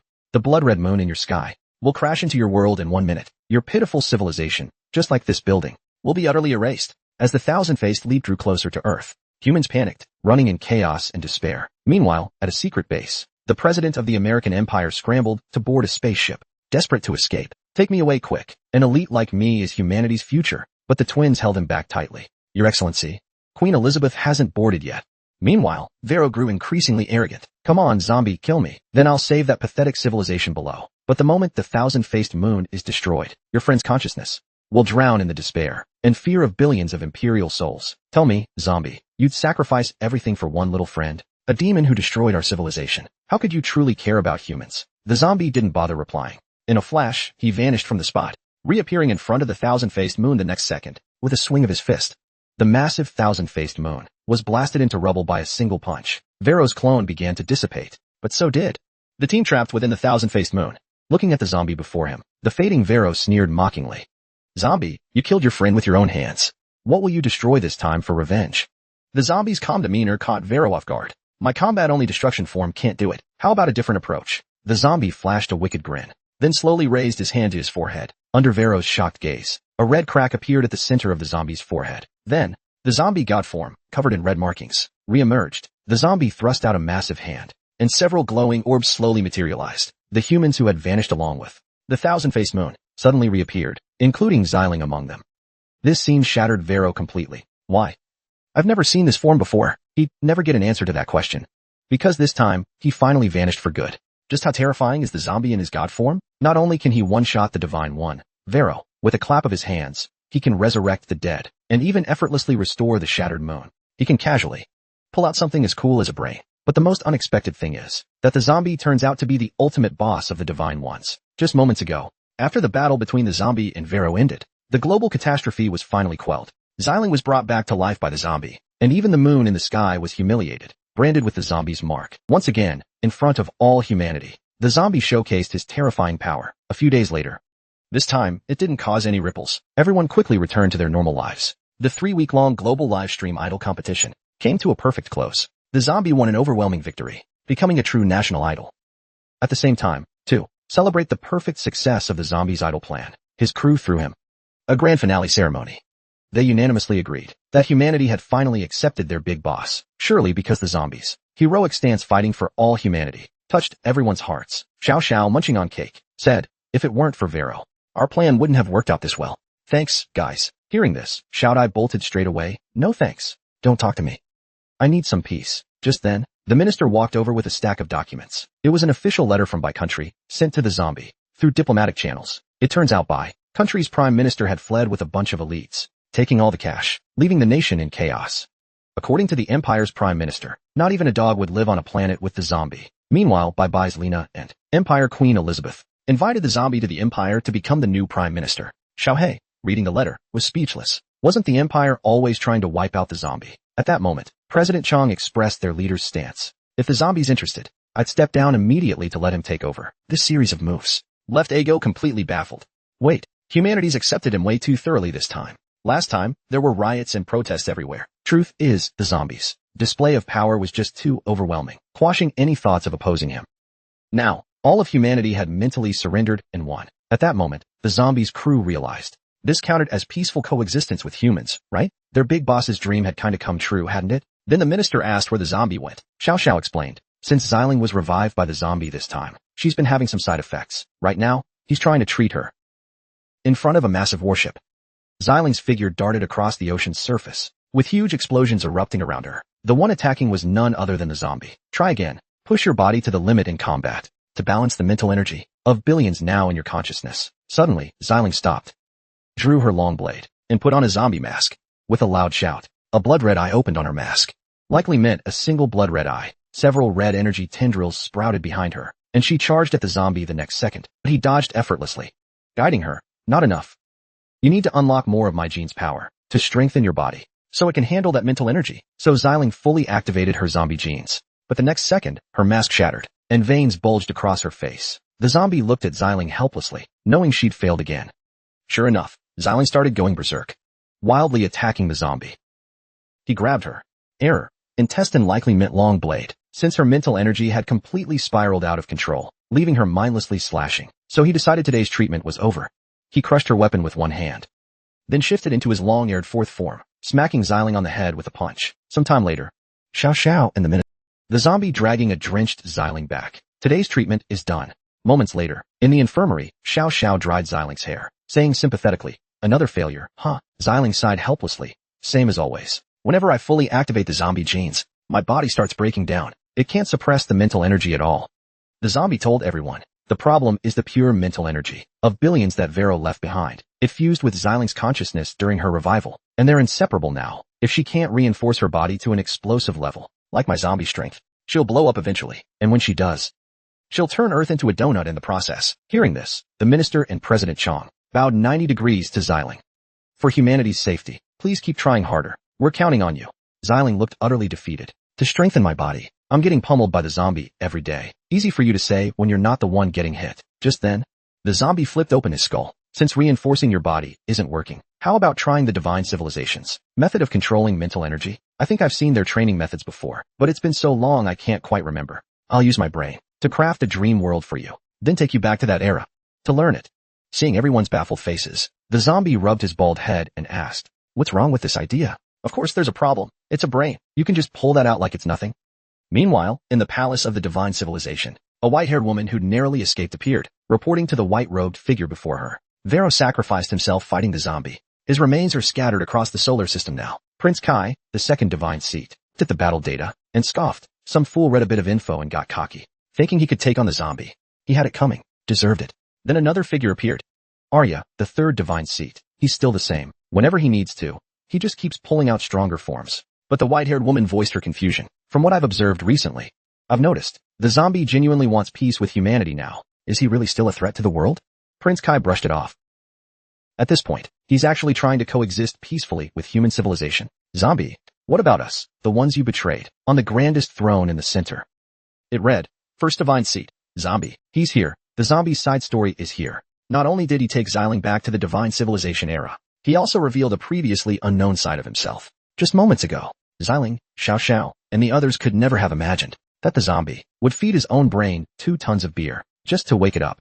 To treat Zelin, the zombie decided to teach her the divine civilization's method of controlling mental energy. But since it's been so long, even the zombie himself couldn't remember many details. Ironically, after getting drunk, the memories in his dreams became much clearer. So, the zombie pulled out his brain and started pouring beer into it nonstop. He didn't expect his brain to have such a high tolerance, though it exhausted poor Agon, who was pouring the beer. Waiting, Zelin, who'd never seen anything like this, was nearly dumbfounded. The minister, watching the bubbling brain, couldn't help but wonder, you can actually see it?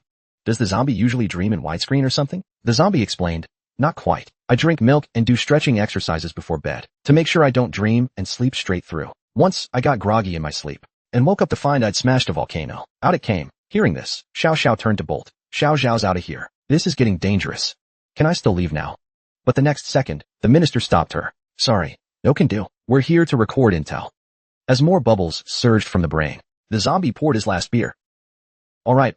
My brain's bright enough now. Each bubble showed glimpses of the zombie's past memories, like the zombie celebrating birthdays with his crew, or Ajun getting drunk and causing trouble, only to get thrashed by the zombie, and fights that accidentally sank a continent.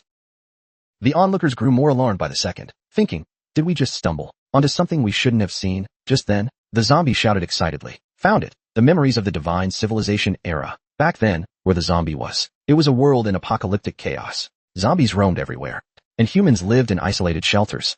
Unlike today's physically strong humans, that ancient civilization had advanced tech, and their mental energy was incredibly powerful. Many among them were born with natural abilities. But that era also had tons of brainless, yet ridiculously strong zombie kings. When they fought humans, win or lose, the shelters used as battlegrounds always got wrecked. So, humans back then pooled their elite forces, forming hero squads, dedicated to taking out these zombie kings. The zombies' memories from that time started with meeting one such squad. Run faster, you guys. I told you this tyrant zombie king is tough, but you insisted on treasure hunting in its turf. It's the seer. He said there's treasure in that research lab. I just saw a convergence of fate's rarities. Doesn't that mean treasure? Turns out it's just a brain-dead zombie inside. Oh, the group suddenly realized that at some point, a zombie had appeared beside them, yelling, where's the zombie you're talking about? Can you take me with you if you're escaping? Green hair nearly cried. This zombie, why is it running away with us? The zombie himself seemed even more confused. So where's this zombie at? Meanwhile, the tyrant zombie king chasing them suddenly opened its massive jaws, a terrifying energy beginning to gather. The white-haired teen sensed it instantly, urgently warning his teammate, Gonlin, watch out. But the next second, the zombie king unleashed its attack. The white-haired teen shouted in panic, while the others were instantly blown away by the sudden strike. They scrambled to find Gonlin, who'd taken the brunt of it, fearing they'd lost their teammate. But the next second, they were shocked to see that brain-dead zombie saving someone, blocking the zombie king's fatal blow. At that thought, the zombie cracked a grin. I remember now. Pretty nostalgic, huh? Those who'd never seen this side of the zombie couldn't help but wonder. So the zombie had human friends in other eras too? He's reminiscing about old comrades. Just then, the zombie pointed at the tyrant zombie king with a serious look. Right, I remember this guy too. This super tough one. The zombies back then were crazy strong. I was just one of hundreds of zombie kings. A total nobody. Everyone stared in shock. Holy crap, hundreds of zombies like that. What kind of hell was that? Humans back then had it rough. The zombie looked at the bubbles and said, time's set. The dream can start from here. Xiao Xiao, curious, piped up, aren't you already playing it? But the zombie explained, our goal is to let Zelin learn the divine civilizations, mental control techniques. Just watching a recording won't cut it. Zelin nodded, fair point. Watching like this, I've got no clue how they did it. It's gotta be immersive to work. Then the zombie plunged his hand into a bubble. A flash of white light. Zelin and the zombie's figures vanished into the scene they just watched. More precisely, into the zombie's dream. The zombie warned Zelin, stay sharp. Right now, I've replaced the version of myself in the dream. Your role is a passerby who steps in to help. As the tyrant zombie king charged again, even the zombie got serious. Warning, back then, I teamed up with this squad, and we barely beat it, covered in wounds. Don't underestimate it. With that, the zombie rushed forward, planning to hold off the zombie king first, so the others could attack. Meanwhile, the squad's white-haired teen clapped his hands, and a glowing sword materialized in his grip. The others readied themselves for battle too, deciding to deal with the zombie king before anything else. The zombie swung a deadly serious punch. Let's go a few rounds, old rival. But the next second, his old rival was obliterated. The sight left everyone stunned. That's freaking insane. Only the zombie looked glum. What the hell, eh? Where's the tough enemy from my memory? The zombie kills an S-rank Tyrannosaurus Lion King with one punch. This terrifying scene leaves everyone stunned. The zombie looks at its own fist, puzzled. This doesn't feel right. How did it shatter with just one hit? I clearly remember this big guy. Back then, we barely managed to take it down after giving it everything we had. Zelin looks at the frustrated zombie. She says helplessly, after all, that was thousands of years ago. After such a long time, you're definitely way stronger than you were back then. Chunyan Jiangxi quickly waves his hands. No, not really. Then he explains, although I've been consistently training, and my diet's been very disciplined, to unleash even greater power, I'd inevitably have to transform into a new form. Of course, my personality would change a little too, but in my current state, my strength shouldn't be much different from back then. So why did that giant Tyrannosaurus shatter with one punch? Was it pretending to lose to me? Unable to figure it out, the zombie simply stops thinking about it. Then it tells Zelin, anyway, after a life and death battle, met the companions of that era. They were all incredibly powerful ability users. As long as you adventure with them, you'll definitely learn how to use your mental strength. The zombie gets more and more excited as it speaks, completely unaware that the so-called companions it's talking about have already fled in a panic. It's not until they've run far away that they stop, gasping for breath. At this moment, in their minds, the zombie is a monster among monsters. After all, they just witnessed with their own eyes. The zombie obliterated an S-rank Tyrannosaurus Lion King with one punch, leaving nothing behind. This kind of power surpasses any Lion King in their records. Only green-haired Gonlin thinks. The zombie doesn't seem malicious. After all, it had just saved him.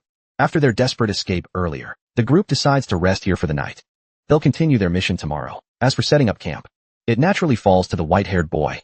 Some of the others collapse to sleep right away, while someone says they'll upload today's battle log. Gonlin even claims he's too exhausted to stand. Meanwhile, this series of actions by the group is all observed by the zombie hiding in the shadows, along with Zelin. Zelin thinks these people seem pretty interesting.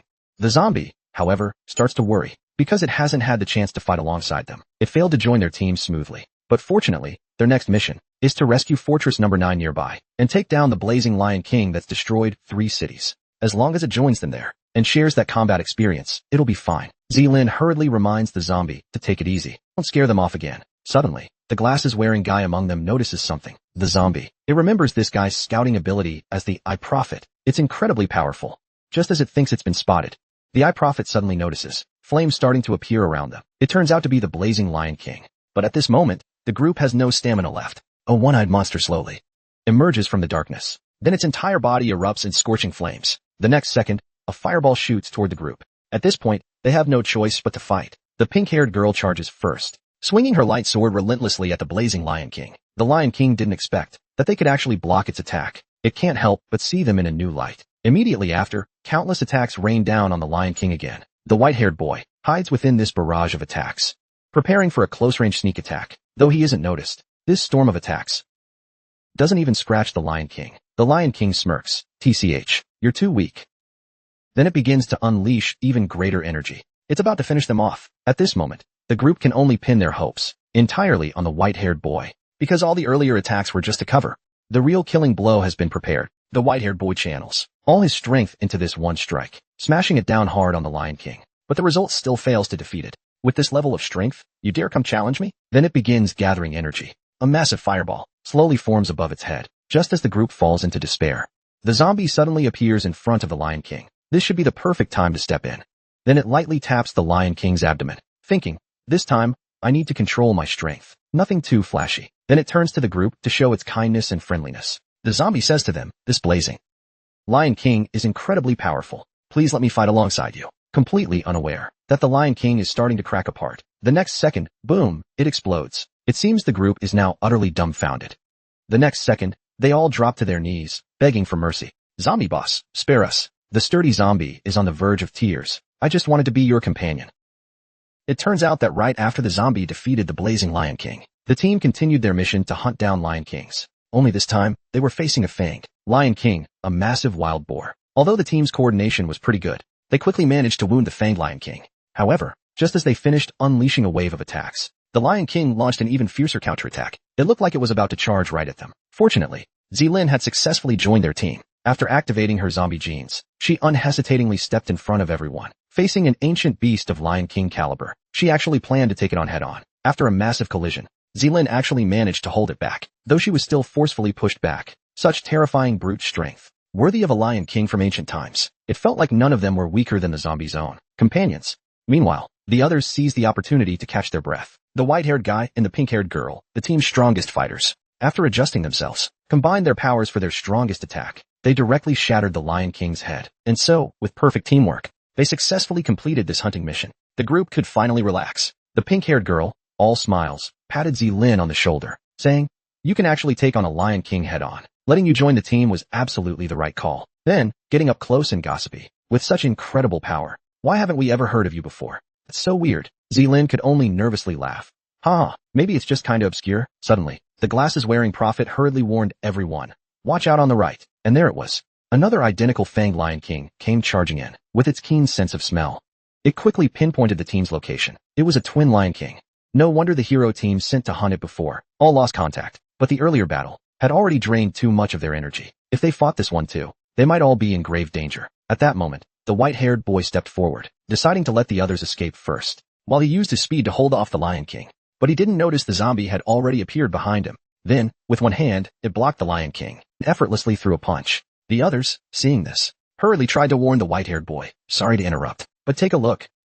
But the next second, a gust of wind roared past. Okay, no need to look now. Clearly, the Lion King had been one-punched by the zombie. Zelin, seeing this, felt a bit worried. With this zombie around, I don't know if these people should feel reassured or terrified. A moment later, the group returned to the Ability Users Association together, arranging for Zelin and the zombie to meet with the leaders here. The zombie looked completely at ease, but Zelin quietly asked the zombie, "Even though you fought alongside your teammates back then, I still haven't learned how to use mental strength. All these battles along the way, I've been relying purely on my physical power." The zombie explained, "That's because it's a strength-based ability, which is why I brought you to the Ability Users Association with him. This is the largest human shelter in this wasteland, where research and testing on mental powers for ability users are conducted." Zelin turned to look at the ability users around, feeling like this place was a bit like their academy for abnormal humans. But with the zombie walking in so openly, is that really okay? After all, the zombie, when it first went to the academy for abnormal humans, had to disguise itself with a zombie mask. Speaking of this, the zombie suddenly recalled its time in the Divine Civilization, where its lack of experience with humans caused quite a bit of trouble. It was nearly mistaken for an invading zombie and burned alive. Luckily, Prince Kai and those companions vouched for it with their lives, earning it recognition from humans. It was classified as a zombie-type ability user, and then they embarked on a journey to hunt down the source of the world's chaos. In the end, they defeated the primal demon causing the apocalypse, becoming heroes who saved the world. To the zombie, these people were companions it could trust. Dealing with the humans of this era could be safely left to them.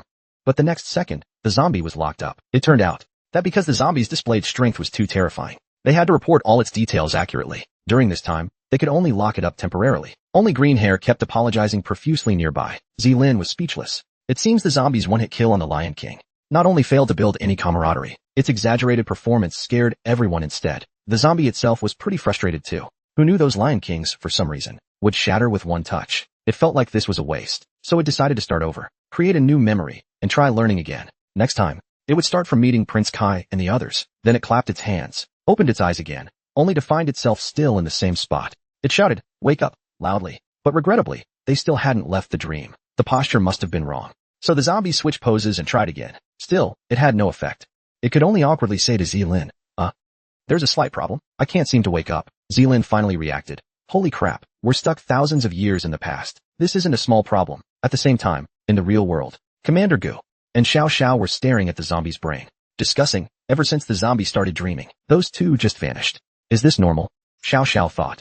Since it's the zombie's memory, whatever happens feels pretty reasonable. Commander Gu nodded in agreement, but then pointed at the zombies, asking another question. Then these weird patterns appearing on the zombie's brain. Are those normal too? Right then, a massive space-time rift suddenly appeared, along with a terrifying suction force, pulling all the humans in the city into it.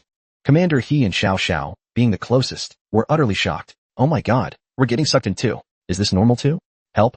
Because the zombie's brain got too drunk and couldn't wake up, it couldn't return to its original world. Even worse, a massive spatial rift appeared, sucking the entire H city, along with everyone in it, inside. However, before this happened, H-City was still basking in peace and harmony. With the zombies returned to Earth, H-City, under the zombies' management, had regained its former prosperity. It had formed a society where humans and zombies coexisted peacefully, a beautiful world. Everyone got along wonderfully.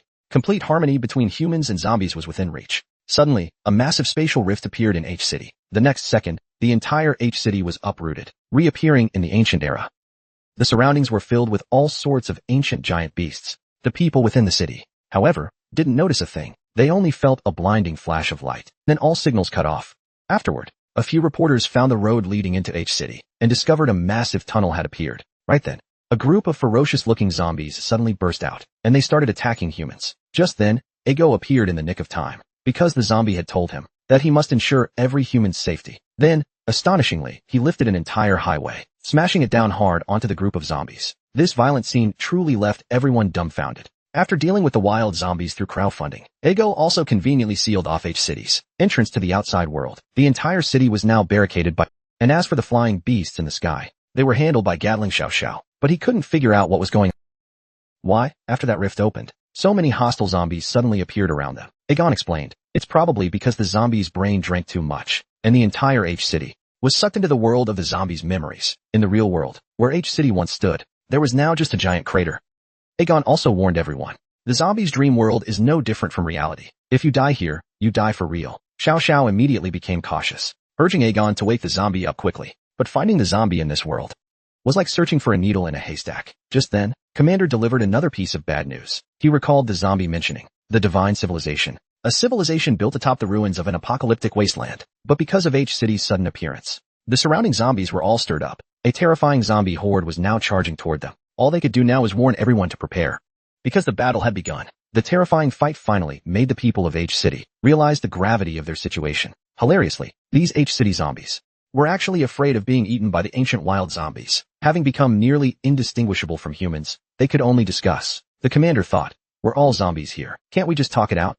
But the reality proved that wasn't possible. The zombies from the modern civilized world had gained rationality, making them no different from humans. This was the result of the zombie spending hundreds of years painstakingly educating and training them. But in the era before the zombie established order, aside from the Lion Kings, ordinary zombies were mindless creatures. However, with so many invading zombies and their relentless aggression, just a few of them couldn't hold the line. At this critical moment, Agon stepped up again, telling everyone, actually, Agon and I come from the Divine Era. Then, astonishingly, he plunged his hand into his own chest, saying, we're pretty familiar with the rules of this era. Right after that, he pulled a massive skeleton out of his body. As his size grew larger and larger, Agon's second form officially emerged. The next second, Agon let out a roar into the distance, as if summoning something. Then, a creature with 5 eyes on its head, a monstrous Lion King, slowly crawled out, roaring furiously in Agon's direction.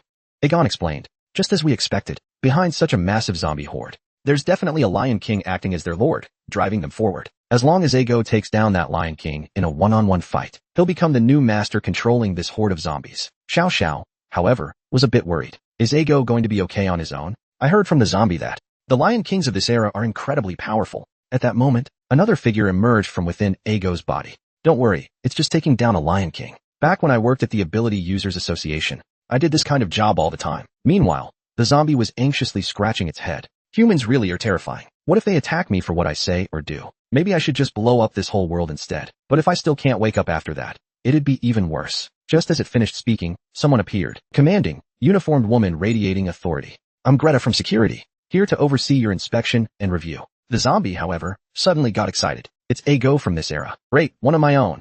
It started frantically calling out, Agon, Agon, come on. Let me out quick. I remember you had a pretty high rank at the association. First, get me a decent place to stay, then prepare some food. And about Zelin's training, you've got to help with that too. Agon, Agon, can you hear me? Agon, Agon, please respond if you hear me. It didn't notice that the woman in front of it had already casually thrown a punch at the containment shield, yelling, who are you? Acting like we're buddies right off the bat. Who gave you permission to call me by my nickname? Are you tired of living, or what? At that moment, Zelin was still pondering who Agon was. Suddenly, he recalled the huge gap between them, which left him dumbfounded. This is Agon. All the ability users gathered together, presiding over this significant meeting. The official chairman of the Ability Users Association. The agenda of the presidential meeting was the public execution of the 6-armed Lion King, which had destroyed 3 shelters and killed 17 ability users. Now, it had finally been successfully captured for a public execution, meant to demonstrate the association's courage and determination to eradicate all zombies, and showcase the power of ability users. The one carrying out the execution was the association chairman's yellow hair, who slowly drew his weapon. Pink petals began to emerge one by one, channeling his explosive ability, the invincible radiant blade of prosperity. He then swung it toward the Lion King. Seeing this, the crowd of ability users below erupted into cheers. But the next second, they were stunned by what they saw. No matter how yellow hair attacked, he couldn't even scratch the Lion King. Yet, not only did he not feel ashamed, he seemed to be enjoying himself. At the same time, Prince Kai's team watched this ridiculous scene. Though furious, they also felt powerless. These useless fools, underly sure why, only know how to put on these pointless shows. They knew that half of the ability users sacrificed this time were lost, just to capture this Lion King alive. Yet, the association claimed it was to boost morale, saying these sacrifices were necessary. Meanwhile, their hero team could only fight desperately. But soon, Yellow Hair's joy would turn to misery, perhaps feeling insulted. The Lion King, with its hands bound, suddenly went berserk, breaking free of its restraints. This scared Yellow Hair so much he wet himself. As the Lion King charged at him, ready to tear him apart, a figure stepped in just in time to block it. Ego, the security officer from the Divine Era. Then, the two engaged in a fierce confrontation. The six-armed Lion King attacked relentlessly with its 6 arms, but Ego blocked every strike. Then, the enraged Lion King clenched 4 fists together and smashed downward. Ego immediately activated her ability, telekinetic levitation, lifting the 6-armed Lion King into midair. She then used her telekinesis to control her weapon, unleashing a furious barrage on the Lion King. When the weapon returned to Ego's hand, the 6-armed Lion King had been hacked into countless pieces. The execution of the 6-armed Lion King was complete. Ego's appearance instantly sent the crowd into a frenzy of cheers, shouting "Long live the association." Meanwhile, Zelin, watching Ego, couldn't help but curiously ask the zombie, "Such a pretty girl. How did she end up becoming Ego later? What did you do to her?" The zombie, munching on an egg, replied, "After Ego was executed by humans, she chose this form herself, saying it looked cuter. Zombies really do have weird brains." Seeing the Lion King executed by Ego, Yellow Hair, desperate to save face, actually planned to bring up another execution target. The next second, he directly called out the zombie, wanting to sentence the zombie to death right then and there. Though the zombie was currently handcuffed, Prince Kai and his team knew they had only requested the association to review the zombie's safety. Plus, the zombie had helped their team a lot. No matter what, it didn't deserve an on-the-spot execution. Ego also felt she had personally reviewed the zombie, though it had some odd behaviors. It genuinely showed no aggression, but Yellow Hair didn't care about any of that. He thought, what zombie would ever help humans? The next second, he swung his weapon at the zombie, saying, "If he lets me kill him obediently, then I'll believe he's not aggressive." The association chairman spoke up at this point, supporting Yellow Hair's approach, and declared that if the zombie dared resist, the security officer would step in to execute it. Even Ego couldn't stand their disgusting behavior. Prince Kai and the others were growing anxious. To prove itself, the zombie could only take the beating one-sidedly, but they couldn't intervene directly, only hoping the zombie could hold out while they immediately sought a deeper review. But Yellow Hair had already swung his blade at the zombie, only to get slapped hard by the zombie the next second. This left Zelin, standing nearby, completely stunned. Prince Kai shouted, "We're done for now." The zombie hadn't even realized it had already hit him before reacting, but this guy was still alive, even though a mere touch from it could turn a king into ashes. Before the zombie could think further, a large group of ability users charged at it, ready to take it down to avenge Yellow Hair. The zombie shouted, "Don't come closer." But its hands were brutally honest. In moments, it knocked down a swath of ability users. At this point, the zombie transformed into its second form, finally understanding. In this memory world, only zombies would inexplicably get one shot by it, while human ability users remained normal. They wouldn't crumble at a touch. With that in mind, the zombie felt reassured. It could now go all out and turn the world upside down. But before it could go on a rampage, Prince Kai's team stepped in front of the zombie, because if they didn't stop these foolish ability users, they'd probably all get wiped out by the zombie. Then Ego let out a furious roar. "Everyone stop!" At the same time, a massive shockwave sent everyone flying. Haven't you noticed? Even when attacked, the zombie hasn't killed anyone. That's proof enough of its friendliness. She then turned to Mayor Lee on the platform, saying, "As the association's security officer, I hope Mayor Lee reconsiders the verdict on the zombie." Surprisingly, Mayor Lee actually listened to Ego, even allowing the zombie to join Prince Kai's team directly. Zelin couldn't help but marvel. Ego speaking up really made a difference. Now that they'd secured their status as a hero team, the next step was to head to the Ability Users Academy for study materials. But what the zombie didn't expect was that Mayor Lee then ordered Prince Kai's team to immediately head north for a death prison conquest mission. Looking at the shocked Prince Kai and his team, Zelin explained, "The origin of this world's chaos lies in the north. There, 12 powerful Lion Kings, known as Lords, stand guard. A forbidden zone humans can't set foot in." The zombie remembered. This was a 2.5-year ordeal the team would face, the start of a legendary mission. But it was happening ahead of schedule. Wasn't this clearly sending them to their deaths? But they never imagined that in another place, a Lord-level Lion King like this was currently being punished without the slightest ability to fight back. In the end, Agon lifted an entire hill and crushed it with simple, brutal force. From a distance, Agon watched this familiar scene, noting how Agon's combat style was still so strong and decisive. But then he sensed another powerful enemy approaching. A green light suddenly streaked over Agon's head. You've successfully challenged the Lord alone. Now, you're the new Lord of this death prison region. Hearing this, Agon looked up, only to see a giant eye appear in the sky, saying, "Follow me to invade the origin." The zombie and Zelin, having joined Prince Kai's hero team, were dispatched by the Ability Users Association, all the way to the northernmost border fortress. Beyond that lay the zombies' world, a death prison where humans had never managed to establish a foothold. The Ability Users Association had launched countless campaigns to conquer the death prison, but each time suffered heavy losses and returned defeated. As Prince Kai and his team entered the outskirts of the death prison, they encountered a group of zombies. Fortunately, Agon stepped in to deal with the trouble for them. Prince Kai and the others were in awe of Agon's incredible strength. But even with such a powerful strike, it couldn't fully clear the area. In the death prison, even the most ordinary zombies far surpassed those outside in strength, not to mention those Lion Kings. The prophet looked worried, urging everyone to mentally prepare themselves. Unexpectedly, these people had already assumed they were doomed this time. They'd even prepared their wills. At that moment, Agon appeared, saying that while Prince Kai and the others explored the death prison, he would stay stationed at the border fortress. Agon's ability had a range of 30 kilometers. Within that range, he'd provide full support. At that moment, Prince Kai and his team were moved to tears. Just then, Yellow Hair, who'd been sent flying by the zombie, warning Agon, "Mayor Lee's orders were for you to obey me and escort Prince Kai and the others into the death prison. Don't do anything unnecessary." In his eyes, Prince Kai and his team were as good as dead anyway. They'd soon be eaten by zombies, not even leaving scraps behind. He even smirked arrogantly as he spoke. At that moment, Prince Kai's team stopped holding back. With a shared glance, they rushed at Yellow Hair, unleashing a beating. Since they were already prepared to die this time, sooner or later didn't matter. Might as well vent their anger on Yellow Hair now. Meanwhile, Agon simply chose to ignore it, as long as they didn't kill Yellow Hair. He pretended he didn't see the rest, until Yellow Hair was beaten into a swollen mess again. Prince Kai and the others, having vented, finally regained their composure. Prince Kai felt the most guilt. He thought bringing the zombie to the association was what got everyone into this mess. Zelin comforted Prince Kai. "Don't think like that. This has nothing to do with the zombie. Even without this excuse, the association would have found some other reason to send us to the death prison eventually." Pink Hair was also well aware. Any hero team that continuously takes down Lion Kings and demonstrates immense strength gets sent to the death prison by the association. Rumor has it this is the association's higher-ups trying to prevent the rise of heroes with too much prestige and power, which could threaten their control over humanity. Though unwilling, they were powerless to change it. Prince Kai angrily punched the wall. What's the point of overthinking it? As long as we enter the death prison and take out the root of this chaos, all our problems will be solved. He also deeply realized that with enough strength, they could definitely do it. Meanwhile, on the zombie and Zelin's side, they'd somehow bought a house right in the border fortress. Luckily, Zelin lied that the zombie was wearing a mask, so the owner wasn't scared off.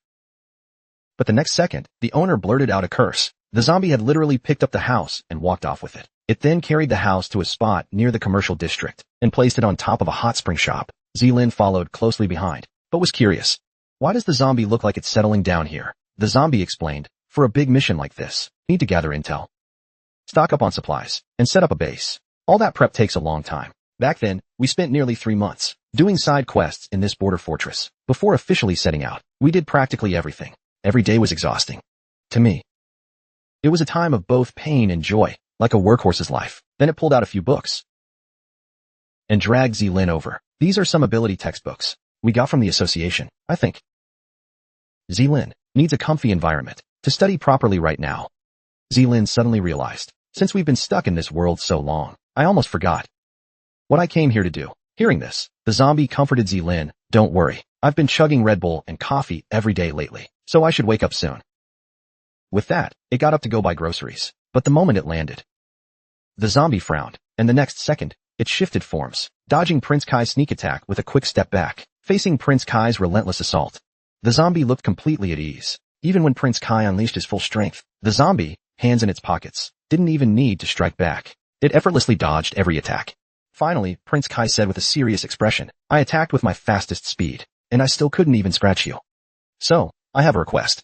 Seeing Prince Kai's expression, the zombie suddenly remembered, "Isn't this the sparring scene from my past life with my comrades? It recalled how he and Prince Kai, after an exhilarating fight, had truly come to respect each other. Thinking of this, the zombie smirked, then switched straight to its fifth form, excitedly saying, "Got it. Then I'll use a more fired-up mindset too. Let's move to a spot where no one will interrupt us." The next second, it grabbed Prince Kai by the head. Poor Prince Kai, totally bewildered, was whisked away by the zombie to the death prison's core in an instant, without wasting a word. The zombie swung its fist, ready to fight. "Come at me with everything you've got. You don't have to hold back anymore." This nearly scared little Kai out of his wits. "Wait, hold on. I was just testing your strength. I wanted to ask how I can become as strong as you." Luckily, the zombie's punch didn't land directly. A full-powered strike built up over thousands of years could have wiped him out instantly. The next second, the zombie switched back to its original form. "Holy crap, you're asking me how to get stronger?" Back in the day, even before awakening his mental power, Prince Kai was the strongest ability user. His strength could rival top-tier lion kings like Jian Ajuan, and he was insufferably proud. Now he's actually asking me for advice? Could it be because in this memory world, all his adventures and trials got skipped over, so he didn't get the growth he was supposed to? With a grand wave of its hand, the zombie patted Prince Kai on the shoulder. "Since I've got nothing better to do, I'll just help you catch up on that training." Then it pointed behind itself. "See that zombie over? Go take him out, and you'll naturally get stronger." Prince Kai then noticed. The zombie mentioned was actually the death prison spirit lord, the Moon Lion King. But why was he here? So close to the fortress? This is absolutely an episode you must watch. Zelin's rare hot spring escape. A group of beauties taking turns offering fan service, plus a classic kill mat hairstyle, and even a scene of the zombie training a dog, and more. Turns out, while the zombie was busy giving Prince Kai special training, Zelin was in the house the zombie bought, sipping milk tea and soaking in the hot spring, seriously studying mental power. Through the books the zombie brought from the Ability Users Association, she learned that mental power can be simply trained and observed through water ripples. Different ripple patterns produce different ability effects. But after just a little reading, Zelin's head started pounding. "I totally don't get it. What a troublesome power. Chopping with a sword is way easier." Though she said that, her body was honest. Zelin removed the prosthetics from her legs, slipped off her bathrobe, and prepared to step into the hot spring to try sensing mental power. The moment she entered the water, she felt completely relaxed. So comfy. Ever since coming to this world, I haven't relaxed like this in ages. Jiang, she really found me a great spot for training. Then Zelin closed her eyes, following the tutorial's instructions. First, use mental power to vibrate the water. But the water's surface didn't ripple at all. Zelin could only focus harder. And this time, the water in her hand actually started to tremble. Zelin was thrilled. It worked. "I really do have ability talent." But the next second, Zelin was grabbed by a hand. "No way. This is my mental ripple." It was the pink-haired girl from the team, who had somehow appeared next to Zelin. Along with her was the green-haired Loli, who picked up Zelin's mental power study book nearby, and curiously asked, "Isn't this for kids? Just starting out at the association? Why are you reading this?" Zelin froze in embarrassment. Pink hair jumped in. "No wonder you've been so impressive this whole... You weren't even using mental power." She leaned in closer, relentlessly pressing. "All that talk about physical abilities is a lie. So suspicious. Are you plotting something by getting close to us? Spill it already." This barrage left Zelin blushing and flustered, stammering as she spoke. "Well, I don't really have much ability talent." So, before she could finish, green hair piped up innocently, even jumping in to answer for her. "How could that be? After spending so much time together, we can all feel it. Big sis Zelin, your mental power is unbelievably strong." Then she suddenly noticed Zelin's legs looked unusual. Zelin explained, "These are prosthetics I modified. I took the outer shell off to bathe." She also told them, "My original legs were bitten by my zombified parents, so I cut them off myself." Green hair gasped, covering her mouth in shock, while pink hair fell silent. Zelin hurriedly reassured them, "Don't look like that. Fighting zombies is just part of life. I got used to it a long time ago." Pink hair looked at her with sympathy, then started explaining to Zelin how to master abilities. There are two conditions to meet. One is mental power, and the other is imagination and self-recognition. Abilities are essentially about imagining a stronger version of yourself to influence the outside world. She suddenly turned to Zelin. "So, Zelin, can I ask, deep down, why do you resist becoming stronger?" Zelin fell into thought, staring at her reflection in the water, which seemed to morph into a devilish figure. Could it really be like Pink Hair said? Just then, Pink Hair suddenly went on high alert, shouting toward the distance, "Who's there?" From the mist, a figure with ice blue shards slowly emerged. The next second, a massive ice spike shot toward them. After a loud crash, Pink Hair summoned her ability, the Spirit Mass Tower, her body engulfed in blazing flames. Even though she blocked the sudden ambush, the ice spike surface began to crack open slowly, revealing a blue-haired girl with a kill mat style. A tongue-piercing glinting as she made her dramatic entrance. Not bad reaction speed, but that'll only make your deaths even more painful. It was the Death Prison Spirit Lord, the Frost Demon Lion King. But while she was talking, Zelin had already geared up, drawing her weapon to strike. Less talk, die. The battle grew fiercer, but little did they know, the commotion had angered another Lion King nearby. So annoying, the Frost Demons making too much noise. Uncontrollable kin are so annoying, he muttered while slaughtering the humans in front of him. He'd planned to sneak in early and take out their recon ability user, but now it was pointless. I hate pointless things the most. At that moment, not far off, the Prophet, the glasses guy from Prince Kai's team, was clutching his chest, hiding nearby. Such immense power launching an attack. And I didn't even sense it beforehand. Is this the legendary Death Prison Spirit Lord? Zombies as powerful as him. 3 of them appearing nearby at once. At the same time, the Prophet also sensed a massive zombie horde, closing in on their location, controlled by none other than the zombie Prince Kai was currently sparring with. Just as it tried to roar, the next second, the zombie slammed it into the ground. What's so funny? Then it grabbed the Lion King by the throat with both hands. I told you not to move. If I accidentally touch you, you're gone, got it? Then it called out to Prince Kai. Alright, I've got him pinned. You take over. Prince Kai rolled his eyes. I don't think this counts as training anymore, but the zombie looked dead serious. Defeating a strong enemy is way faster than doing push-ups every day. You can't slack off now. How about this? If you think it's too dangerous, I'll try breaking his arms and legs first. Then you can beat him up. Once you've grown a bit, his limbs will grow back, so the difficulty can ramp up gradually. If that doesn't work, we'll just repeat it a few times. Easy. These words completely broke the Lion King. Damn humans. How dare you treat a lord like this? Fine then. Prince Kai instantly tensed up, thinking it was about to fight for its life. But the next second, the mighty Moon Lion King turned into a whimpering puppy.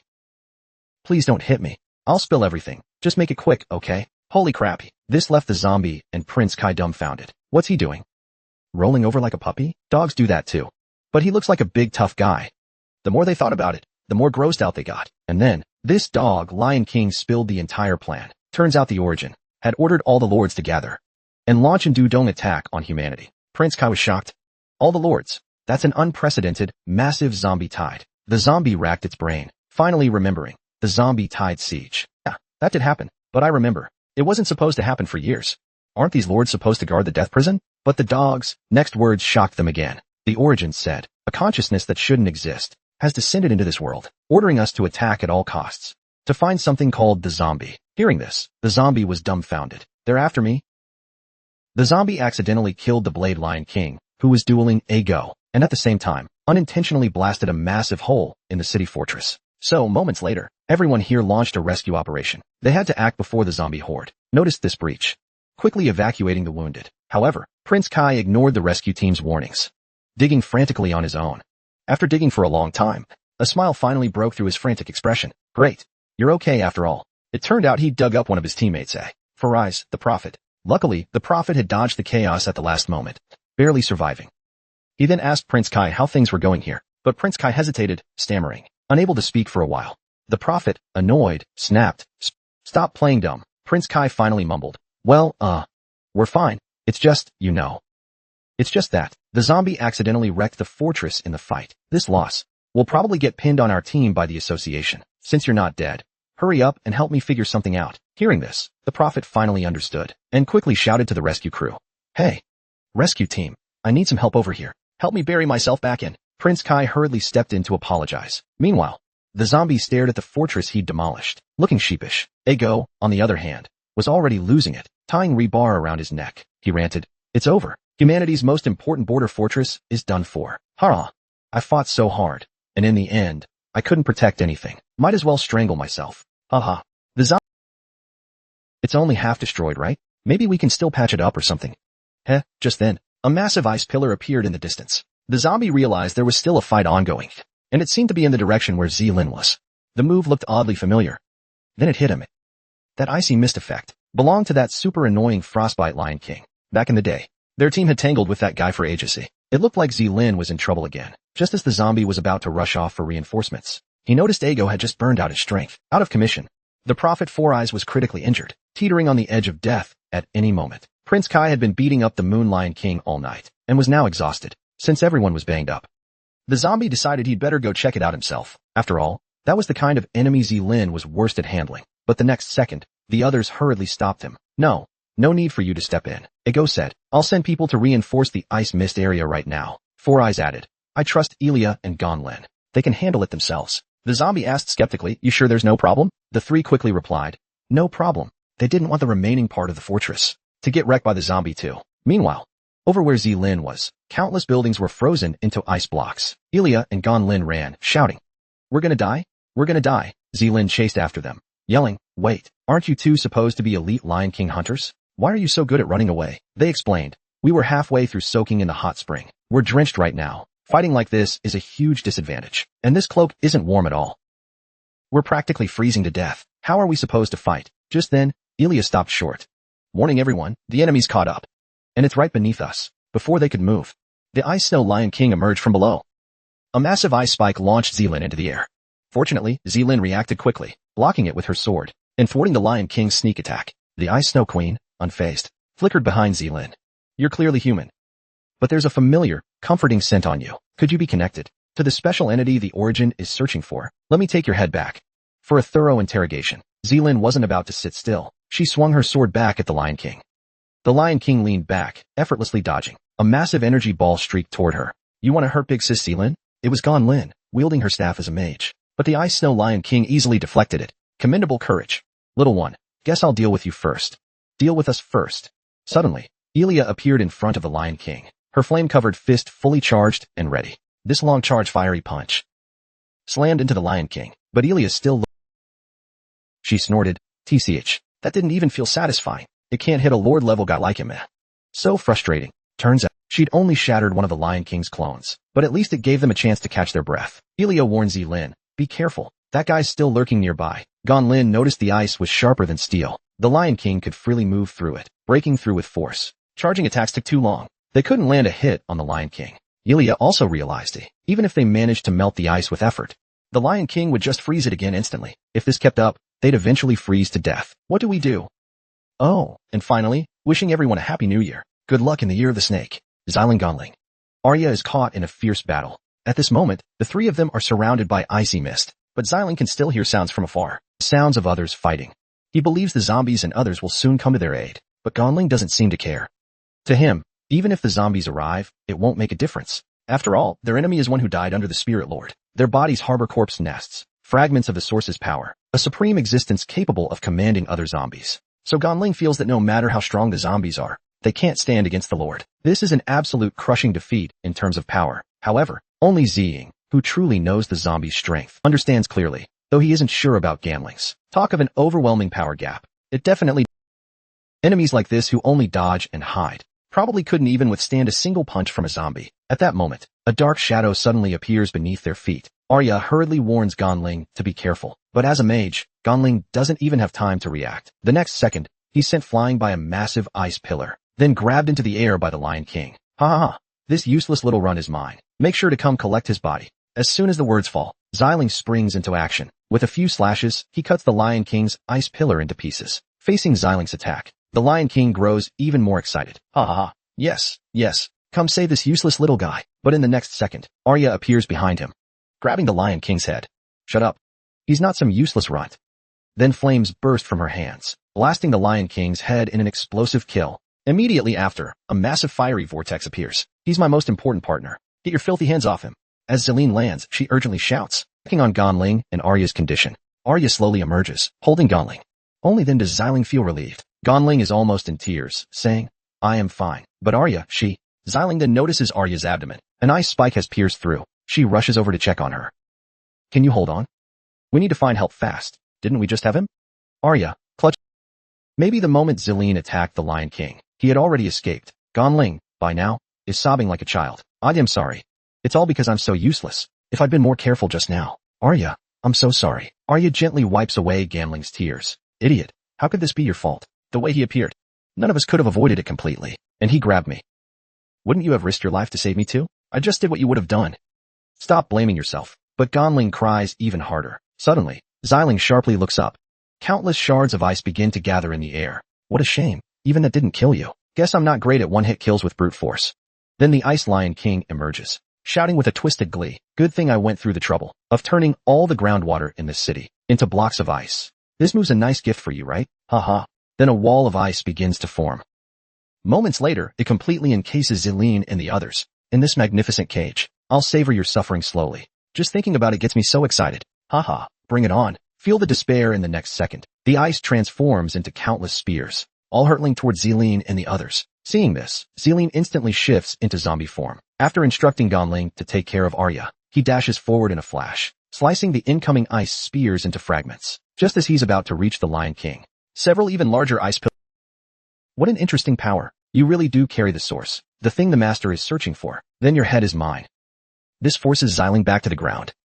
Helplessly, Zelin can't even get close to him. What now?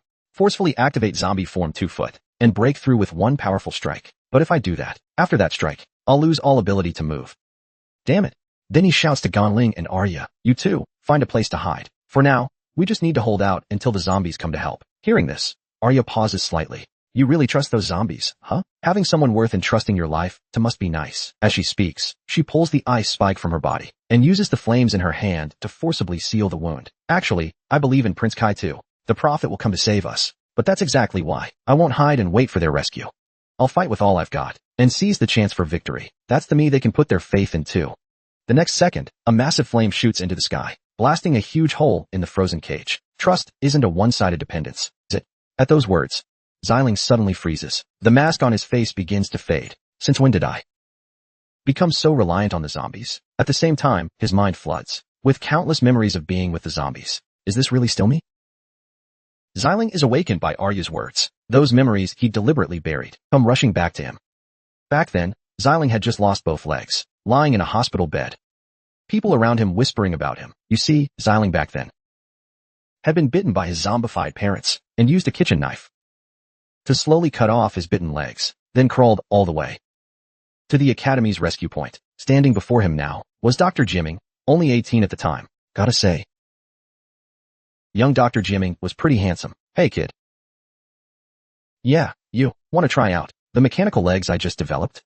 Fair warning, it'll require severing every nerve and electrifying them. It's a process. But before Dr. Jimming could finish, Zelin had already answered, I'll do it. I need power. The boy who didn't cry even when he lost his legs now had tears streaming down his face. I need the power to wipe out the zombies completely. Yes, Zelin remembers. This was the real him from the start. The zombies took everything from him, so he endured the pain and fought to grow stronger, all to prevent the same tragedy from happening again. Zelin finally understands. This is why he couldn't use the zombie powers or awaken any special abilities. At this moment, Zelin's inner world is a tangle of confusion and doubt. Then a voice speaks up. Zelin turns to look, and a figure both familiar and strange appears. It's none other than his younger self. Because your heart is filled with hatred for the zombies, you can't lie to yourself. Meanwhile, on the other side, Arya and the Lion King are locked in fierce combat, though the fight looks intense. Every strike Arya lands hits only the Lion King's decoy. Without the prophet's sensing ability, they have to come up with a new plan. Arya tells Zelin to cover Ganling, while she tries to force the Lion King to reveal himself. But then Arya notices Zelin's state. He's just standing there dazed, completely unaware that the Lion King's attack is already at Zelin's feet. Ganling and Arya shout warnings in a panic, but the next second, Zelin is pierced through by a massive ice pillar. His heart is gripped tightly in the Lion King's hand. Ha ha, I didn't expect to defeat you so easily. Looks like the cold and fear have left you paralyzed. Next, I'll just take your corpse back with me, and leave the other two losers to rot in this frozen wasteland forever. But as expected, something unexpected happens. The next second, the Lion King is struck hard by a furious Arya's powerful punch, but he quickly retaliates, pinning her down. Damn it, though I avoided most of the damage, I still got hit. I need to keep my emotions in check during a fight. Then Arya tells Ganling to put Zelin down and cover her while she fights. She's determined to kill this monster who hurt her friends. At the same time, Zelin finally regains some clarity. A mere fatal blow? I can handle it with zombification. But a figure suddenly appears, interrupting his thoughts. It's useless. You've faced the hatred in your heart. You can no longer use the power of the zombies. Then that face becomes more and more distorted. Now only we can save you. We're just like you, full of hatred, overflowing with rage. Come on, give us your body. Let's take revenge on the whole world together. Make everyone suffer the same pain we did. As it speaks, it tries to merge into his consciousness. Turns out, it's the billions of souls slaughtered by Valo, condensed within the moon of 1,000 changes. Zelin knows. It was they who once offered themselves to his enemy, Valo, as pawns, and now they keep meddling in his mind. The culprit's disrupting his fight. But these soul forces don't care about that. No way around it. Lord Valo is too powerful. Our entire civilization couldn't stand against him. What's wrong with submitting to the strong? Didn't you also rely on your enemy, the zombies, for power? Without their help, even a single Lion King could easily take you down. Why not accept our mental strength? Obediently become our puppet for world revenge. As it speaks, it fully merges into Xiling's body. Meanwhile, with Gonling and Arya, because of Zelin, Arya has gone completely berserk, even burning her own flesh and blood, determined to fight the Lion King to the death. Powerful flames even start melting the surrounding ice. Suddenly, Gonling notices in shock. The water beneath their feet is rippling with intense mental energy, and the source is coming from Zelin. At the same time, the Lion King, holding Zelin's heart, also senses Zelin's aura. The next second, the ice pillar piercing Zelin's body suddenly cracks. Rising again, a third eye appears on Zelin's forehead. In that moment, even the ice shards in the air freeze in place. It's Zelin's 1-second stasis ability. Then Zelin steps across the frozen ice in the air, walking step by step toward the Lion King. This is the power born from the mental strength of billions. Though it lacks Valo's destructive force of wielding the sun in battle, suits my style better. In Zelin's hand, a one-eyed figure cries out in terror, "Impossible. You've clearly absorbed all our mental energy. Why aren't we controlling your body?" Zelin calmly explains. "I should thank you for that. Thanks to you troublemakers stirring things up, you helped me remember why I fight. I don't destroy zombies for revenge, but because I don't want anyone else to suffer the same tragedy I did. The zombies and I share a common dream in this fight, and my trust in them was never about their strength, but their kindness. A zombie like that, no matter what he is, I'm willing to accept his power." Xiling's zombie genes unlock Tier 2 form, and at the same time, Xiling's wounds begin to heal rapidly. His lost organs slowly regenerate. The enhanced body after zombie lets me completely suppress your mental chaos. You lost souls can only submit to his power. With that, Zelin clenches his hand, erasing those souls completely. At the same time, his ability activates. Stellar Encasement. Temporal Purple Moon Veil. Awesome. Zelin successfully awakens his ability and stellar power. A giant purple moon appears behind Zelin. The mighty Ice Lion King, though unsure of what's happening, his instincts tell him. Zelin now feels entirely different. A terrifying sense of pressure even makes him consider fleeing. But before he can act, the next second, his right arm is sliced off. Xiling's figure appears behind him. "What's going on? I've been attacked. But when did it happen?" Seeing this, Gonling is ecstatic. So fast. Big Sis Xiling's awakened. A divine speed like Prince Kai's. But Arya senses something off. She didn't feel the wind torn apart by high speed. It's something even higher than divine speed. At the same time, the Lion King, now missing an arm, finally snaps. "You just got faster, that's all. In my domain, it's useless." Domain power fully unleashed. Extreme cold storm. Countless ice spears instantly appear around Zelin. Unfazed, Zelin looks at the Lion King expressionlessly, chuckling softly. "Heh, a meaningless struggle. Stop." With a command from his purple moon, time and space seem to freeze entirely. Ziling, sword in hand, slowly approaches, step by step toward the Lion King. The Lion King, now completely immobilized. This is Xiling's true power. He didn't get faster. He made everyone and everything slower, or rather, stopped. Xiling swings his longsword. As the stasis ends, the defenseless Lion King is torn apart by Xiling. Though his head is severed, the Lion King doesn't die. His mind reeling with nothing but shock. What's happening? I've been cut. How? When? Zelin points his sword downward. Looking down at the Lion King's head on the ground. "Kneel before me." Weakling. The next second, a flash of light. The icy cage that once trapped them shatters into pieces. The Lion King is dumbfounded. Gonling and Arya burst with joy. The barrier's shattered. Did Big Sis Xiling do that? Wow, she can actually do something like this? Xiling now radiates absolute dominance. Cool as hell. But her gaze shifts to a distant figure. "Zombie, are you watching? I've successfully mastered mental power." And indeed, as Xiling said, the zombie in the distance nearly stepped in. "Well, looks like I didn't need to help after all." In his hands, he's holding an entire building. Agu and Prince Kai cling to his legs, frantically trying to stop him. "No, put it down. Please, you can't throw it." Moments later, as the battle concludes, Agu begins using his telekinesis to repair and restore the damaged city. Prince Kai's team takes charge of calming the injured civilians. Zelin watches Agu at work and curiously asks the zombie, "So that's how Leda turned into a zombie? But why doesn't his zombie form look like Agu's? And he's actually pretty good looking." The zombie, reading a book while explaining, "Because he's still alive, just infected with zombie genes. Similar to your zombie form, I'd say, but to other humans. He's already a zombie. He'll face a ton of trouble when he gets back to the association. Getting humans and zombies to trust each other is too hard." At the same time, Agu is seen rescuing a mother and child from the rubble. But when the mother sees Agu's current form, she hurriedly picks up her son and flees without looking back. In her eyes, though Agu saved them just now, he might succumb to corpse poison any moment. Better to stay far away, just in case. Seeing this, Xiling sighs. "Oh well, no matter what these people think, I'm willing to trust you and your companions." Because Xiling knows full well, when he underwent his Tier 2 zombification, he could clearly feel his personality undergo a drastic change. Looking back, it's a bit embarrassing. He said a lot of cringeworthy, dramatic stuff. But then Xilin's cheeks flushed slightly. Still, no matter how my personality came across, my heart and will weren't affected in the slightest. I'm still myself. He then points at the zombie and says, I believe it's the same for you. No matter what you become, you'll always be the zombie I know. The zombie looks at Zelin, utterly confused, making Zelin feel awkward. What's wrong? Why are you staring at me like that? Did I say something wrong? Turns out, the zombie suddenly remembers something. They came here because Zelin couldn't progress further with zombification to learn abilities in this memory world. Zelin bursts out laughing. Huh? Even a dog wouldn't bother learning this way. But in the end, through zombification, I mastered the mental power Valo left behind. So wasn't this trip to the memory world pointless? Then, with an excited grin, he says, since we succeeded anyway, how about some real combat training with me? We don't have to worry about causing damage here. At those words, Zelin hurriedly waves it off. No need. No need. The problem solved. That's enough. You really don't want to try? Aren't you curious about your limits? At the same time, not far off, the zombified Agu, now a dog-like figure, pats the Ice Lion King's head. Hey, you still alive? Stop pawing me. You surrendered to humans. You're a disgrace among zombies. Lord Yuan won't let you off. But the Ice Lion King snorts. Humph. What do you know? If I dared resist, even a little, I'd already be like the others, wiped out under that lord's overwhelming pressure. Hearing this, the Ice Lion King looks shocked. What are you talking about? Wiping out all zombies with a flick? Wait a second. You mean you figured it out?